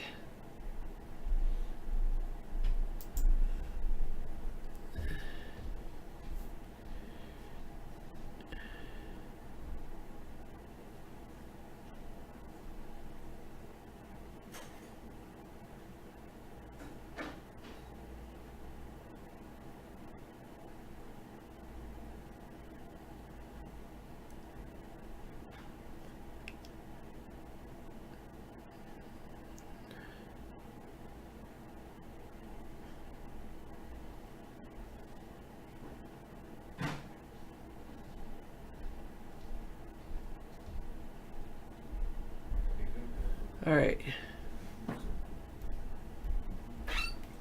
Okay, we're done. Oh, yay. I featured the Circle Game last night with Joni Mitchell. A great song. We go round and Miss round. Entropy recommends this for Amber. He says they have lots of gravy. Really? Whiskas with chicken and gravy? Okay. But maybe they have ones with beef or something. Yeah, I'll check He Whiskas. said Thanks. they have a lot of gravy and his cat only liked them. Oh, good. Okay, let me just get my wipe it. Be ready to go. Yeah, when you buy like the canned food, we have to buy Friskies. It's called Friskies. What is it? Prime entree. Prime entree. She won't eat anything else but that. Just if it was just Friskies like pate or something, she won't eat it. No, it But has the to be prime entree chunky. has like this almost like a real meat texture, and they have beef and seafood. But I One, mean, two beef. I've got to look up Whiskas to see if any cats have died from it, because hardly any cats have died from Friskies. And they've had bad contaminated batches from China and various makers have dealt with.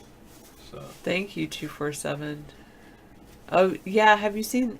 We have these really cool in our community. I mean, I love my community. I have to say, we have these little things that the high school built, Oh, yeah. and they're little like, or at least around my neighborhood. There's this, or not my neighborhood, but another neighborhood. Right. There's these little libraries, like they're little houses, but they're in front of people's houses, and you can put in books. I see those, like a yeah. trading. It's a place to trade off books. An awesome little feature. I'm gonna give a book to a kid, but if he doesn't want it, I'll put it in the library, because I decided I am not a Rudyard Kipling fan. No, I'm not either. I mean, very few people get into him. Yeah, he's a little dry for most people. Hey, thanks, Sarah. You're awesome. Great. Sarah is no longer on staff here tonight. She's going to take the rest of the night off. I am. I'm not going to do anything except lay in bed and watch TV. You should. Just lay in bed and watch TV. Thank you. A lot of people don't realize we do this for free, this show. And she rocks, Sarah. And it's partly because I started this, and she's willing to help me out to keep it going. And I need the extra 30 minutes here and there, a total of 1 hour break to do this. Thank you. I couldn't pull this off any other way, and I could throw videos in between my breaks so I could make dinner and things. That would be kind of boring. Yeah.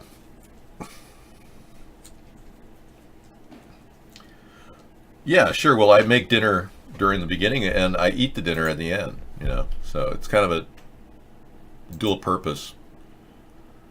It's nice to have that ability. So let's take a look at the Earth, at least America.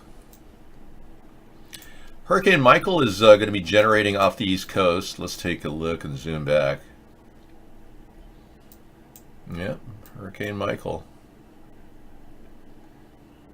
Starting over here. Projection is not really, you don't know when it's going to happen, but yeah, pretty minimal weather patterns going on during the day, though. I think it's pretty clear on the East Coast, clear in the Rockies, and on the West Coast. Actually, there's some rain going on in the mid-Rockies area, and some rain in Texas too. Lots of rain down in there, and all the way up into Oklahoma. Oh yeah.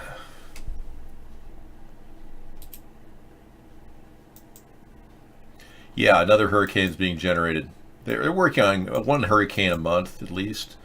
That way they can keep our economy depressed and everyone constantly working their ass off to meet their minimum payments and their credit card debts. So they don't have any time to think. Yeah, it's kind of a pretty neat plan the Illuminati put together to keep us all kind of diverted with bread and circuses and great entertainment on our Netflix and Prime Video. You hear that Prime Video was running a type of video chip. It turns out they analyzed it. They found out that the Chinese had installed a video chip in a lot of the core elements of a lot of the rack servers that they're using at Amazon Prime. Yeah, the Chinese are up to no good. I mean, they're constantly looking for war.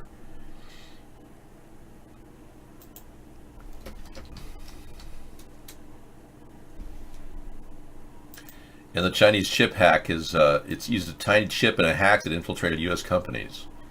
So Russia and China are both engaged in some serious cyber hacking. I don't think we as a nation are doing that. And I don't think that's a stretch. I think we're kind of blown away by all the attempts into our own infrastructure that these people have made.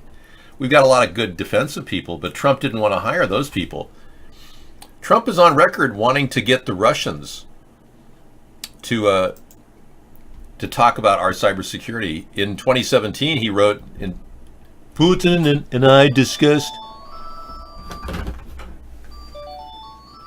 forming an impenetrable cybersecurity unit so that election hacking could,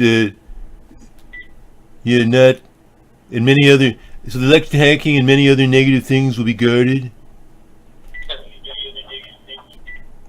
Yeah, so what do you think of that? Isn't that a trip that our own president would look to Putin to discuss our own cybersecurity? And you wonder if he's not working for Putin, really? Seriously? How could you not believe that he's not colluding with Russia? There's proof right there. See, they're getting a little worried because I'm exposing the underbelly of their nightmare. Exactly. And that's a problem for these poor guys. They know I'm onto them. It's not a joke, Eric. No, that's serious. Oh my God, Eric. No, this is our president trying to work with Russia to do our cybersecurity. Check it out. If you don't believe this, go yourself. Check it out. I'm not kidding. Yeah, that's nice to know he's a buffoon, former reality TV star, megalomaniacal person, or megalomaniac. But that is not going to help us, knowing that. It just takes us to square one, man. We're like so deep in this, I can't even tell you. Every night I love doing the show because I get to watch the entire country reel from the nightmare they have as a president that they themselves chose with Russia's help. I'm Jenna, and this is my 165 square foot tiny house. Wait a second, we got a hot girl in a tiny house. Misanthropy's looking for a permanent romance. I can see you've been checking these out. He wants to buy a tiny house someday, and he wants to find a beautiful woman like this to live with, and then marry. 165 square foot tiny house. Wow, that looks like fun. Thank you. And we do the tiny house thing because, well, we do it on Freedom Friday and on Anti-War Rally Saturday, yeah. We do this in order to make sure that people know that there's freedom out there for a lot of you. There's a big country out there, and there's a long way to go from where you are now to your future. You're on the road to your future in your tiny house. Right on. Yeehaw, thank you, man. Love those videos. Oh yeah, James Woods returned to Twitter immediately after complaining about Twitter. Good. Well, James Woods deserves to have a Twitter account, even though he's really stupid to endorse Trump. It's a shame, really. I don't even know if I could have a conversation with him. You've been feeling that James Wood let down, not getting his tweets? Well, there he is, propping up the Trump presidency continually. Yeah, it's kind of hard to believe he even supports them. It shows you his lack of focus and coherency. He's a total super Trump tart. It's crazy how much he sucks up to him. Dave said both he's a total NPC, yeah. Did the people choose Trump or was that election rigged? It was rigged. Guess 746, the election was rigged. The benefit that Trump had is about 18 states had Diebold voting systems that were hackable. Frog Dog probably knows about, a little bit more about our system than he would probably want us to know. Let me get him in here. Frog Dog I've never met him. He's an iVlog trying to open up a chat, and we're going to see what we got here. There you are. Let's see. Hello there, Frog Dog. Yeah. Hello there, Frog. What's going on, man? Yeah, actually, I'm Hog Slammer. I can't have my Frog Dog name. Oh man, Hogslob. Sorry. Okay. Hog Slammer, long time no talk. Hog Slammer. Good to see you, man. You're hanging in there, surviving. And good to see you. I figured I came up here. I'm on this channel now. Thanks. And I'm glad you're here. Yeah, we're up and running at iVlog. We've been at iVlog for a while, so it's been very good to us to have a backup. We passed over our 10-year anniversary show. It was completely wiped clean. I didn't bother with this 10-year anniversary show. I'm too busy working on 2020 to get bogged down in an anniversary show. Maybe when I get to 20 years, I'll do an anniversary show. It's true, it's true. These are open right now, Egghead. I mean, we got people in our room. We can bring Frog Dog in. So are you a supporter of the decision of Kavanaugh? Because that's a divisive point here, but I'm willing to accept that many of you really believe him, but I tended to believe her.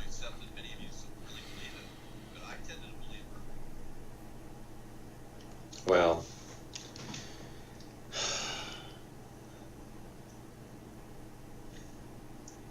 heavy. I believe you, Dave. Thank you. Well, I believe that we need a better guy than Brett Kavanaugh. I'll tell you, and I thank you for believing me. I appreciate that, because I'm telling you the truth. We analyzed his blinks, and we found out that this guy blinks excessively. And what he's been doing is endorsing torture, rendition, and he's also supported big, huge money interests that obviously the Russians need him because during 2011 he ruled that foreign governments could fund American super PACs. It's part of the reason why Mitch McConnell got elected so many times, because he has a lot of Russian money. So that's kind of crazy that we've even put a person this incompetent and bought and dirty in the SCOTUS position. I think he should go in the scrotum position, bend over, and he's going to get a real good one from the elitists. They're going to tell him what to do. They're going to deliver exactly what he needs without lubrication. He might get more than one season ticket to baseball teams, but he will be rigging SCOTUS. He's going to be rigging the votes. He'll be getting a real pre-lubricated rigging of every single vote that comes his way. They own him. They bought his debt off last year. In 2017, Brett Kavanaugh was $200,000 in debt from credit card loss. It's all been paid off, and the FBI didn't even bother to find out who paid it. Plus, the FBI didn't take calls from people that recognized him at the school that he was at, and at that party. There were people that recognized him at the party that couldn't call in. The FBI is the most incompetent and rigged organization I've ever seen at this time in our history. I am on Twitter. True. We are at Third Party. We're doing it. Thank you, man. Yeah, this is a big show every day. If you want to catch our Periscope show, you can just go to join us at Third Party at Twitter. And we fought hard to keep this name. We had a hostile takeover. Oh, yeah, Sarah showed me Periscope. You can watch this show from a hammock. It's true, from your phone. Yeah, you can. Yeah. Hogslammer knows. Yeah, so just check our link. It happens around 5:20. We'll post it. So by 5:30, you should have your link. We put there it is. All right, Periscope. And you put your Periscope thing on, you tune into our channel, you click on the link at Twitter, and you're in. I'd love to have a much more a rapid Periscope show. So Busy's been here from the beginning, Busy 35000, and Aaron's has been there. Was watching Goodfellas the other day. Yeah. See, I'm right on Periscope. Isn't that cool? Right on. I'm glad you called in. You really remind me of the old days when I had Blog TV, and yeah. I moved over here 6 years ago to Vaughan. 4 years prior, we were at Blog TV, and they bought the network from under us. And I think they closed it down purposely because we were growing. We had about 1 million followers right around then, and then they just shut us down. Mr. Cake, I've had it with you. We're going to ban Mr. Cake. Yep. And I just discovered this nice band feature, Scissor Fight, that I can do. I'm a super mod. Yeah, Mr. Cake, we're tired of your face. Mr. Anderson. Mr. Anderson. Brought to you by Twitter. Yeah, Periscope has Mr. Anderson. Mr. Anderson. I wish the news was better. I wish we had positive things to talk about. But we don't. Yeah, it's just getting worse and worse. I've been casting all day. So did he become the Supreme Court guy then or not? Well, it's going to happen. He's so we got a sloppy drunk up there making the final swing of the hammer. Oh, goody. Yeah. The Lord said the things were going to get wickeder in the final days. You're right. Yeah, it is wicked, and the Repervert Party has become the talk of the town. Everyone wonders what are they all cheating on their wives and are having homosexual relations and then claiming they're against transgenderism? I mean, what's really going on with Republicans? Senate confirms Kavanaugh to Supreme Court. Right on the money. It's true. Yeah, I think I am right on the money. Okay, they said ending a clash with lasting fallout. It's not over. The women are still protesting. The Me Too generation is very, very upset. And there's very little prosecution going on. Thank you, Scissor Fight. I'm glad I kicked him. Banned him. Perma-banned him. Very little prosecution going on. But anyway, I wish we'll see a minimal invasive government under the SCOTUS. I think he's going to probably be ruling against our freedoms in every way possible. He was behind the Patriot Act, which limited our freedoms, allowed warrantless wiretapping, allowed torture. So it's like many of you are saying, oh yeah, this is great, Kavanaugh's in. Many of you don't realize that's like saying Himmler has now been elected or selected by Hitler. That's about what you just got. Himmler is now the official member of the Nazi Party. Congratulations. You win, and Donald Trump and his love of Adolf Hitler becomes an even bigger issue. Yeah, we're moving forward toward totalitarianism, everybody, and Trump has basically done it to us because of his greed and incompetence at the same time. There's nothing worse than a person with a little knowledge and a lot of greed, and that's exactly what Donald Trump has. Okay, I'm gonna keep you on for a little bit. You can tell me if you want to drop out of the show, because I don't mind keeping you up here. It's all good. Yes, I'm gonna take off. All right. I can't stop. You're great, Dave. I'm glad to be on your show. Thank you, man. All right, have a good one. We'll see you again next time you check in. Take it easy. Yep, that was Hog Slammer. Yeah, he was behind the Patriot Act. Oh, you didn't know? Oh my gosh.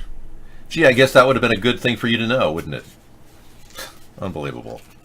We talked about it on our show. We discussed the fact that he was also in favor of torture and rendition. I wish, I kind of wish we'd talked more about it, but it wouldn't have mattered anyway, right? Just because you support him doesn't mean you had anything to do with the corruption that just happened.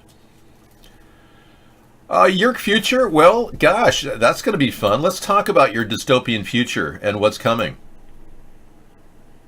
It's one obstruction of justice after another with this president. I know, Poison Pez. I think we can at least take a look at the dystopian future that awaits us. I mean, let's face it, it's going to be pretty messed up. Yeah, why not just go right there to the darkness? See what it's like. Well, our cities will be in ruin.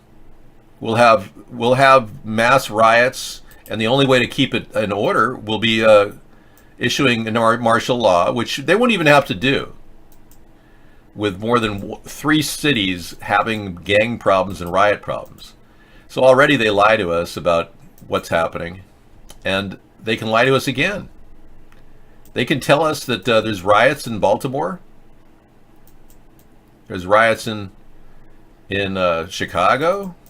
Or no, make it Cincinnati so you don't have to verify anybody. And pretty much cover it on a kind of a clip-by-clip basis showing all this terrible rioting. And then all of a sudden martial law has been declared. And then we have this outbreak, pandemic. Like right now there's an outbreak in downtown LA of a flea-borne typhus, which is a serious illness. We played this earlier tonight.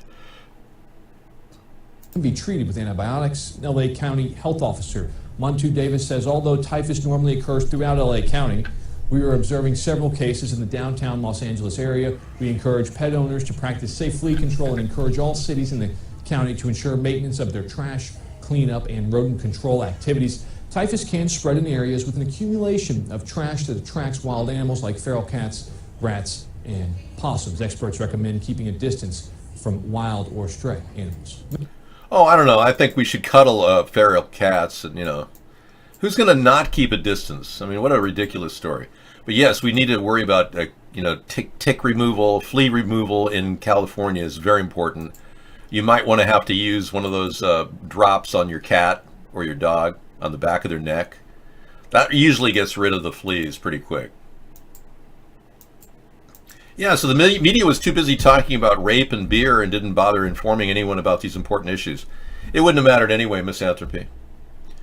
Yeah. The FBI couldn't do their job. The Senate didn't bother to listen to even the facts regarding the rape and the beer, which were overwhelmingly obvious that Brett was lying and that she was telling the truth. But everyone got the wrong message because they listened to probably Russian-dominated media, which was saying that Brett was perfectly normal and always said the truth. Kavanaugh never even had a lie detector test. She did and passed it. And they said she was lying. That's how upside down the world is right now. So there's been a major tax overhaul. I did tell you that $3.8 trillion has been awarded to the rich people during this time period as well. The House passes this mega GOP bill to make new tax cuts permanent. These are the same people that have been conspiring to obstruct justice about the Russian involvement, Devin Nunes being one of them. purposely, willfully, I showed you earlier, he's been keeping serious information from getting to Mueller. So the House GOP bill was put under the table by the same people that brought us the obstruction of justice. So you got that to thank our political system for. So thanks, Poison Pez. Yeah. I think what we're dealing with is a huge distraction, and I agree with Misanthropy and others about that.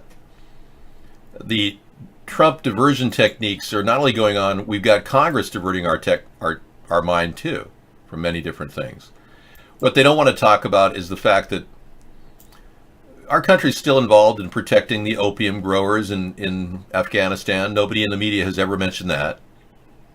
That doesn't get talked about. The production of opium has increased so dramatically over the years, and past this, it's way up here. We're now seeing cheap heroin-laced crack on our streets. So your kids are not getting high on just coke when they're doing crack, smoking crack. They're getting addicted to heroin. 5 years from 2013 to 2018 has not been established. If you could go back and get me more stats, that would be greatly appreciated. Thank you. All right. They're going to start taxing food. Some old dude thinks that. I don't think taxing food is ever going to go down. But you never know. With the Democrats getting pushed so far back because they put such a bad president in front of us in 2008, 2012, they're getting hosed hard. Whether they're going to come back or whether they're going to be talking to a lonely, empty space in the middle of nowhere remains to be seen.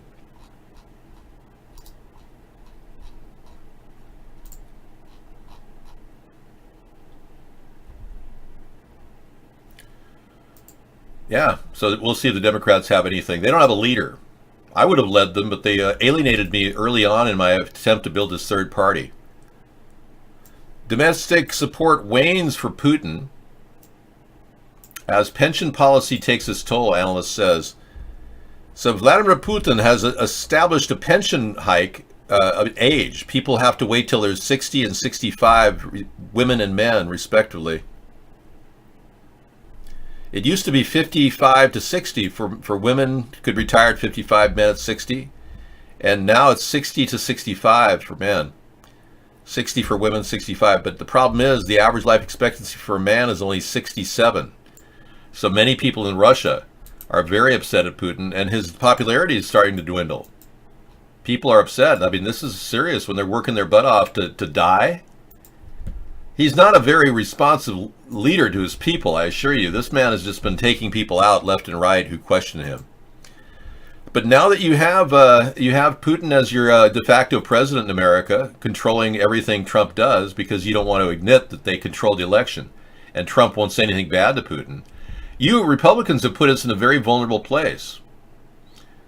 So while the CIA was ramping up an attack on ISIS in 2010, we saw this map of the ISIS enclavement, all the enclaves of ISIS that were forming around the world. I believe this caliphate was just a plot to get us more into war myself.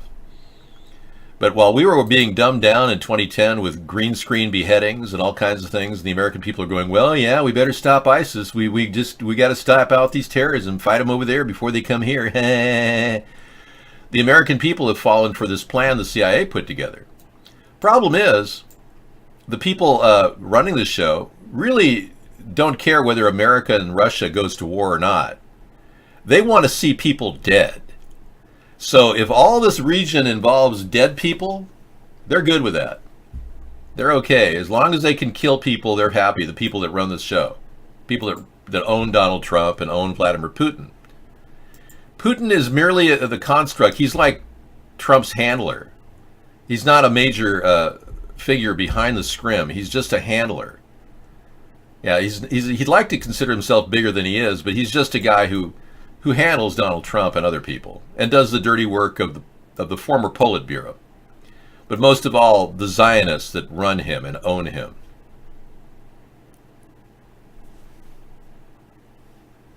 Well, I'm sorry, Echelon, but in our country we have a pension plan for people who want to get a little something when they retire at 65, or actually 62 in our country, you can start collecting. And the Republicans want to push through this raising the retirement age to 65 or 70 or something. Yeah, they want to raise it to 70 in America, because the average man lives to be 75 in America, 67 in Russia. But Putin is just a handler. So don't see him as this big, horrible, I mean, he's bad. Believe me, he can order hits on people like the 9 people he killed last year. Anybody who questions him. Oh, echelon? Okay, thank. That's not a word I need to mispronounce. Hey, I'm just going to ban you. Yeah, we don't want you in the show. Later.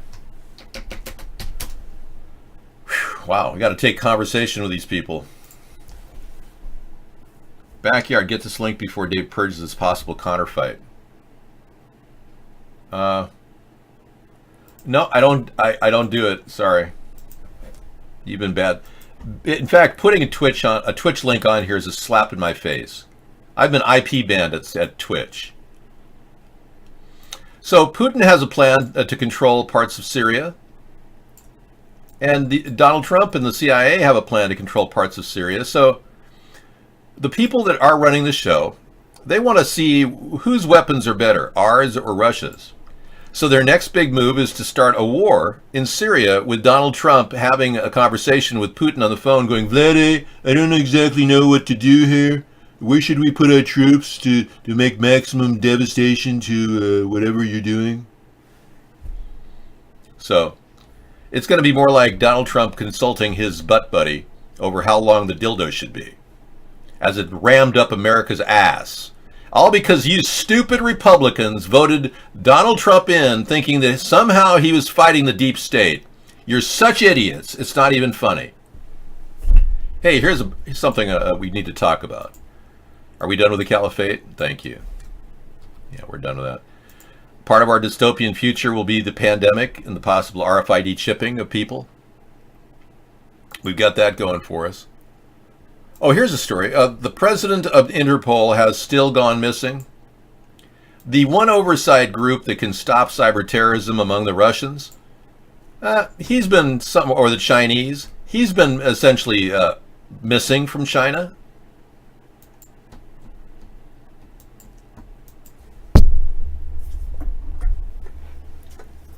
You think they should simply raise Social Security contribution up to at least... I think what we need to do is have no cap on payroll taxes.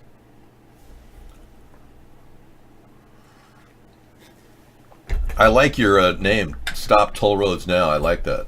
That's good. You're starting to elevate to a higher level.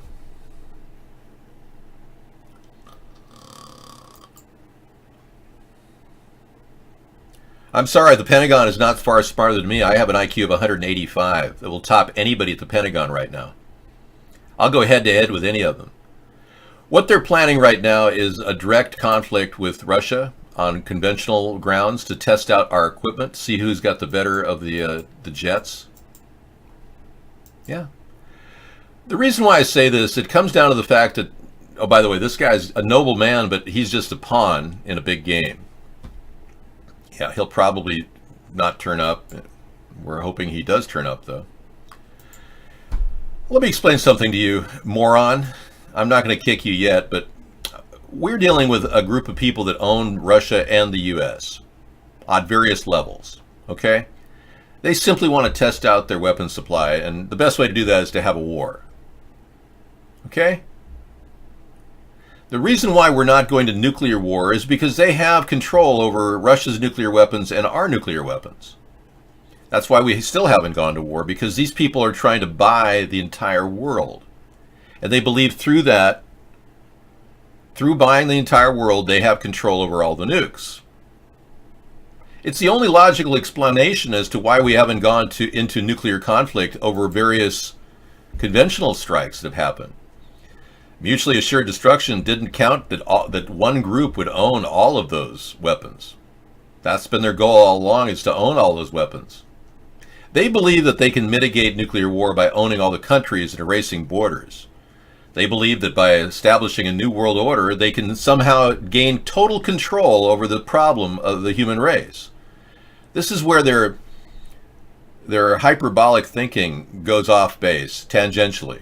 Because what they're not taking into consideration is the simple fact that human beings are innately corruptible.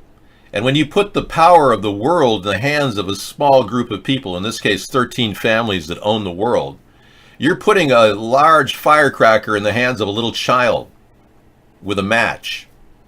You're going to watch the veritably simple fact that humans are corruptible destroy that group and the world in the process. Now, I'm a big supporter of the nation-state model, and I don't believe that this is our future if we Americans take care of our country and get the world's Zionist powers out of our country and out of our foreign policy. I think we can get back to a semblance of understanding and peace by simply being a great nation. But they simply want to use us. They want to hijack us and use us for future wars. So don't be surprised if Trump doesn't carom us into a war in either Syria or Ukraine. And it's going to happen fairly soon now. I'm pretty sure it'll happen within the next year if the Mueller investigation continues.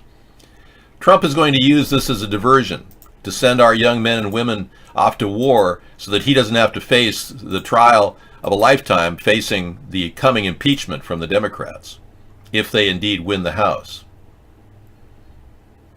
It's going to be an interesting play for him.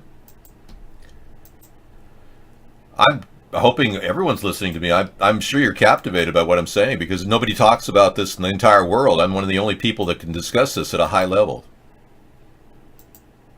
The Rockefellers merely work for the Rothschilds, Delvin. They're like the houseboy of the Rothschilds. The Rockefellers are minuscule in their wealth compared to the only reason why they deal with the Rockefellers is so they can control America. The Koch brothers, their wealth is minuscule compared to the Rothschilds. They have nothing compared to the Rothschilds. The Rothschilds have trillions of dollars. They can buy these families in a day in the market. Chat doesn't go on when I talk like this. I try to help people understand what's happening in the world. That's what makes this show interesting, I think. If I sat around and talked about the news, per se, solely and not go off and talk about what's really happening, we probably wouldn't even have a show. Now, these protests are going to continue well into the future regarding the Me Too generation. So you guys think that you won Brett Kavanaugh, you win the battle? No, you're not going to win the war. Women are coming, and they're not pleased with what's been happening in this country. Today, for and against Kavanaugh, Nancy Cordes is on Capitol Hill.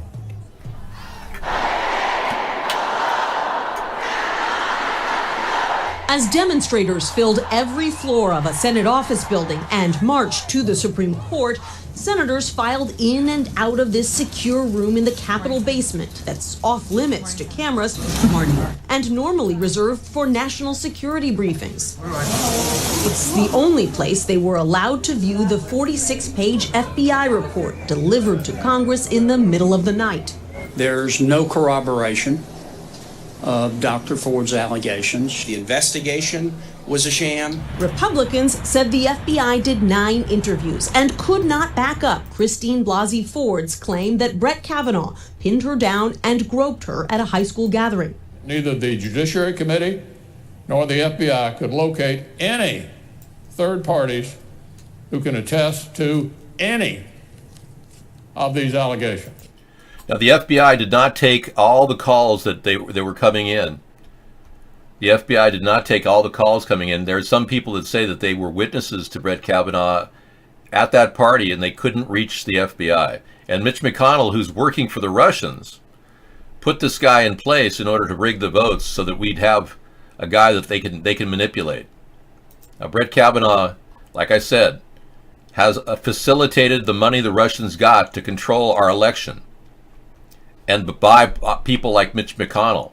In 2011, he ruled that foreign governments could fund American super PACs. So this man has caromed himself to a position of power simply by kissing the ass of the people that want to rig votes and control elections. And that would be namely the people that run Putin, that own him. Putin is owned. He's worth $200 billion. He's bought and paid for. He has to do what they tell him to do. But this is a tragic day when Mitch McConnell, clearly working for the Russians, pushed an event forward with the help of Donald Trump, who won by the Russians' help in this election. And now our country is in the grips of Russian takeover with crony judges all the way up to the top brass. Welcome to America 20 first century style. We're not going to have a country in a couple of years. We're going to have an absorption into the New World Order, and you people who voted for Trump are just making it happen faster. Because you wouldn't listen to an independent voice and get behind me in this past election, or the previous elections, you've chosen to go with the mainstream mindset, which is ultimately going to carry us closer to being owned by the New World Order. They already think they own us right now. I've seen numerous people saying that the FBI didn't interview about 7 different people. That's been corroborated. But we've had numerous people on our show say that they've seen Reddit posts of people that are just screaming they can't get through to the FBI. I'd like to see it too. Do some research. Yeah. Start researching the opposite side of your point so that you'll gain some knowledge instead of being so fixated on your own view. It doesn't matter at this point. It's done. We can move on to building this third party. The only way we're going to topple this level of corruption is to build a third party. It doesn't even matter whether we research it or not, or whether it's even true at this point. It's so far water under the bridge, we're not going to get that boat to go through again. Sorry. You're wasting our time and yours trying to go back in time.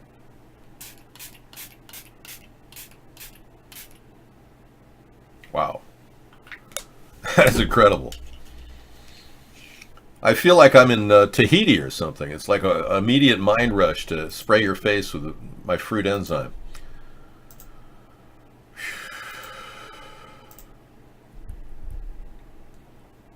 So while we were asleep at the switch, the tax bill has been passed. House bill, GOP bill, makes these tax cuts permanent for the rich. Our country will be running in arrears and well into the deep future, borrowing from tomorrow to pay for today. The bill approved Friday would add another $545 billion through 2028 to an estimate by Congress on taxation. So they're adding that, but it's going to add $1.5 trillion to the deficit over 10 years. So it will add $1.5 trillion to the deficit.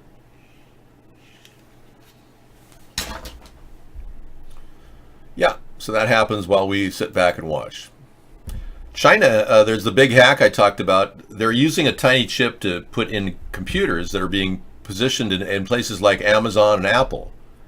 And they've installed this chip to open up lines of communication with their cybersecurity division so they can monitor everything that's going on in our government facilities. China and Russia have already compromised our nation's cybersecurity. I just showed you a tweet where Donald Trump is urging America to have Russia handle our cybersecurity. These are dark days, folks. If you have no idea of the complexity of what I'm saying and the overwhelming impact it's going to face our future, then you have no idea what this show's about. The water is piling up at the bridge for Ford. It's not. It's true. No. China, Bloomberg has a story. Everything is not fake news, Bingo. You're really that out of it that you think that. Connor might lose at this rate. Okay, oh, you're watching the fight. Yeah. And we do know that there's going to be perjury charges that'll be levied against Brett Kavanaugh. I know Debbie and Debbie Ramirez. From Debbie Ramirez, and I know from my experience with her that at least from my perspective, there is zero chance that she is making up this story. And I heard Dr. Blasey Ford's, or I read Dr. Blasey Ford's testimony, and I heard some of it later, and I believe that she's telling the truth. But then when Brett started saying things about his drinking and his use of certain words, sexually oriented words, I knew he was lying because he was my roommate. We were in a room together. Our beds were 10 feet apart for a couple of months. And what struck me and made me more interested in speaking out about it is not only did I know that he wasn't telling the truth, I knew that he knew that he wasn't telling the truth.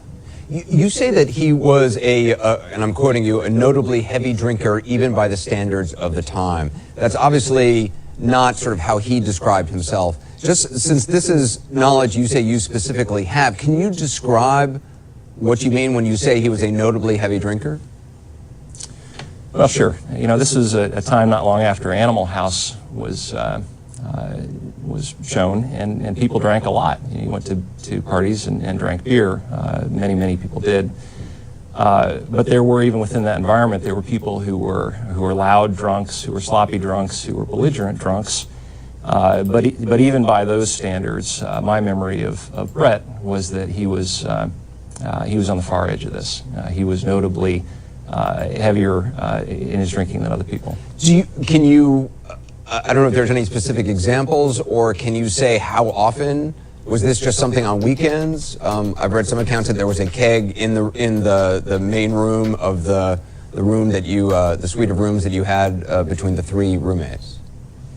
You know, it was an awful long time ago, and I can't say he was drunk on this date or not, but I can tell you that my recollection of my experience with him was that he was drunk frequently, that it wasn't drunk to the point of having trouble getting up every month or two. It was frequently. I would say with some confidence it was at least once, maybe twice on the weekends. It may have even been during the week.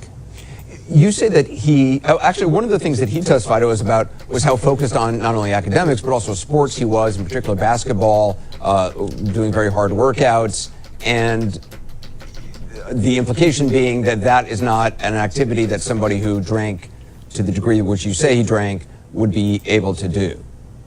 Oh, that's just nonsense. I was a varsity athlete and hung out with a lot of athletes, you know, top athletes who play at the collegiate level, can drink and work out. I don't think that there's anything that precludes one from the other.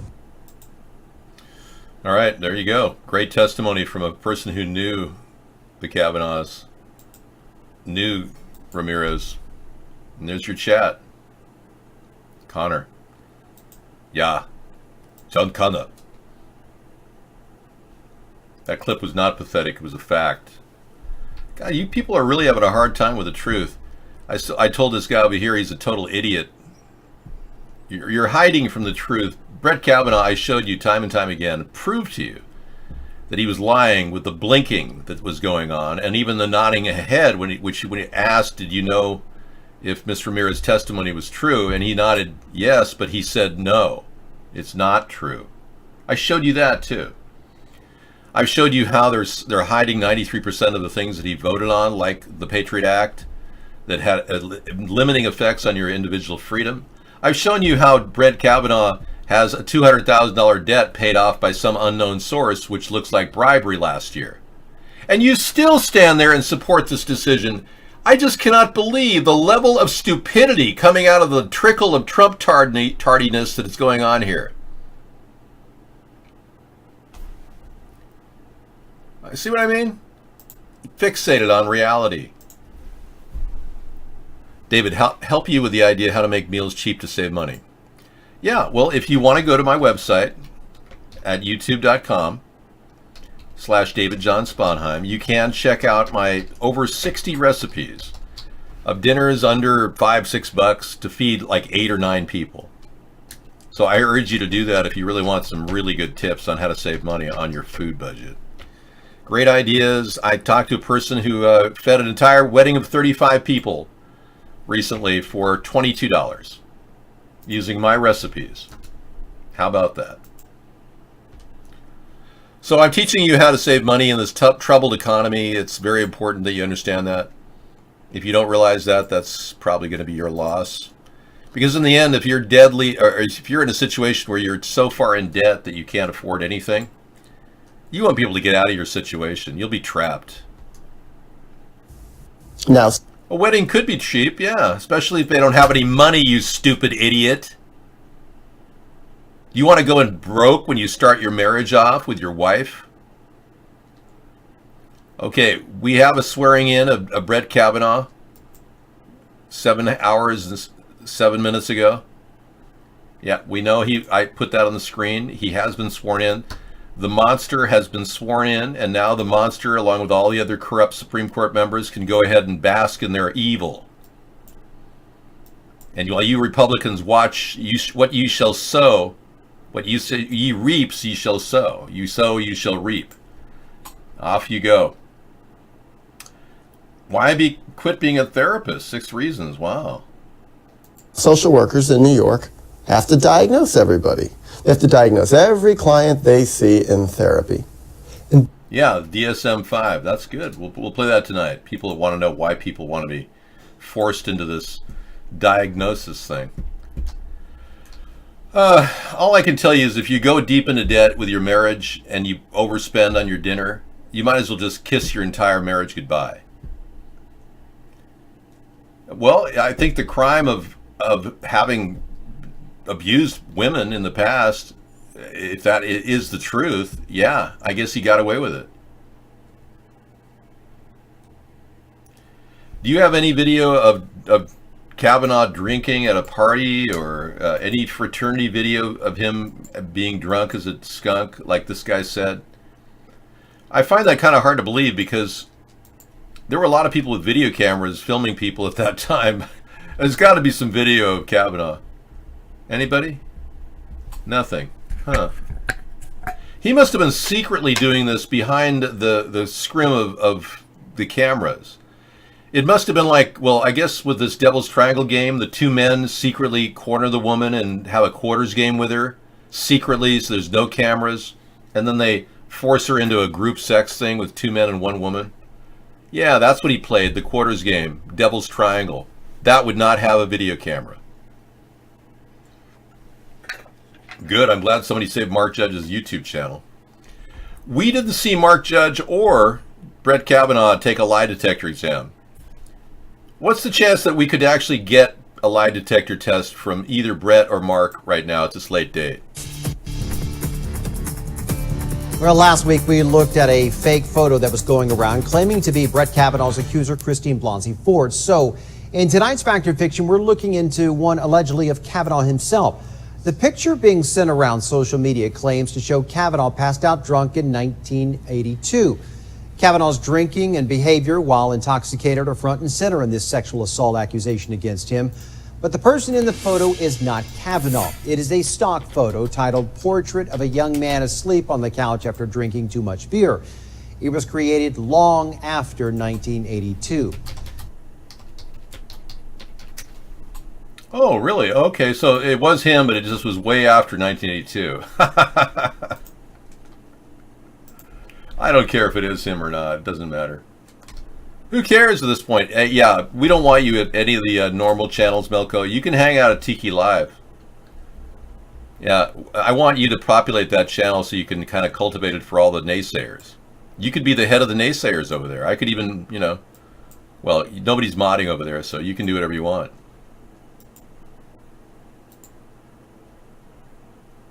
Yep, haven't even exploited it. Well, I trained Melko to not come in either one of my rooms tonight. I feel very confident that'll help out.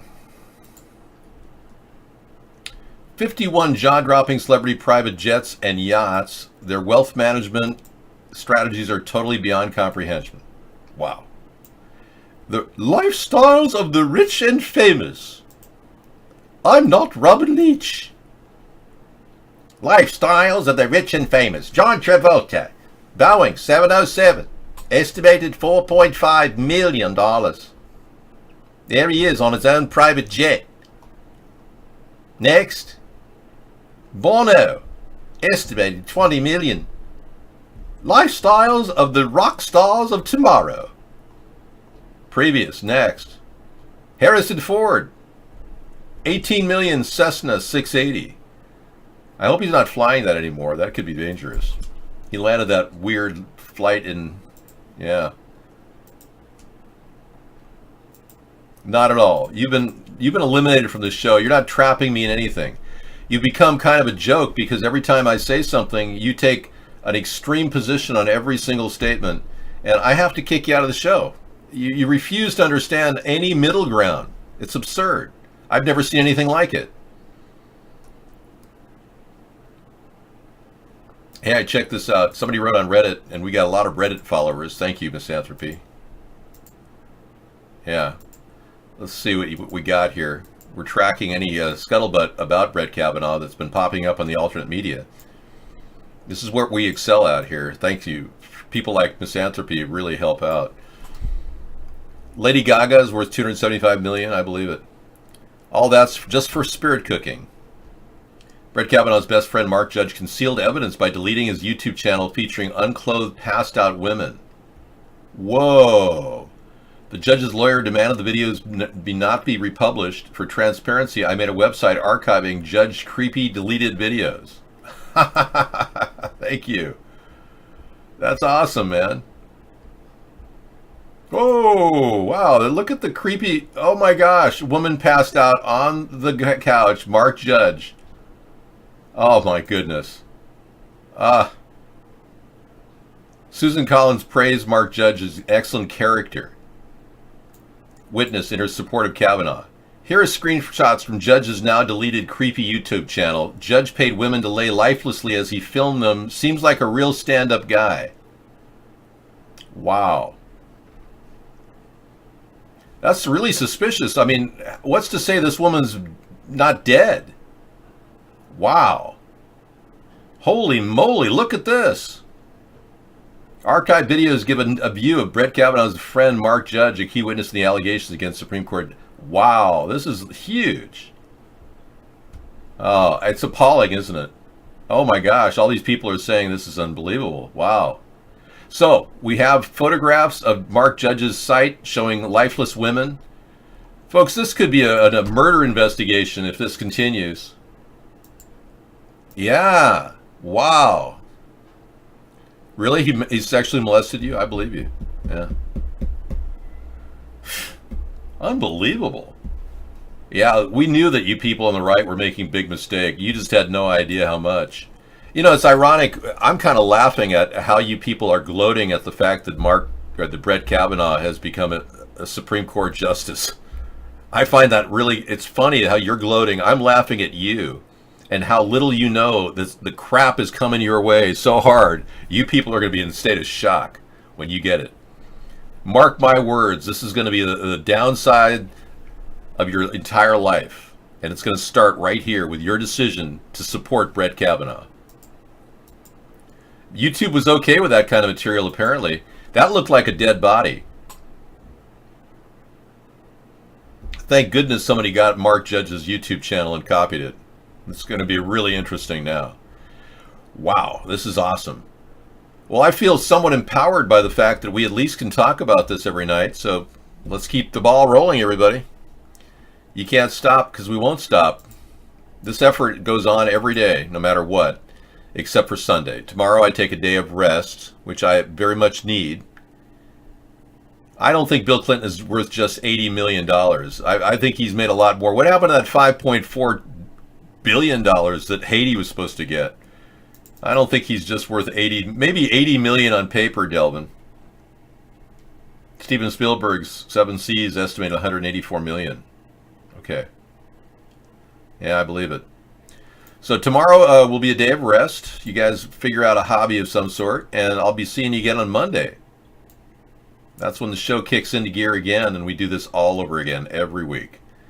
I've been doing this for 10 years. It's fun. We keep it going because it's doable. And I don't make a penny doing this. We're trying to build awareness and a need for a third party. And I think every day we see more and more the need is coming true. All right. We'll see you later, everybody. Good night. We can't stop and we won't stop. We're gonna dance all night, bring it on to the sunlight. We can't stop, we can't stop.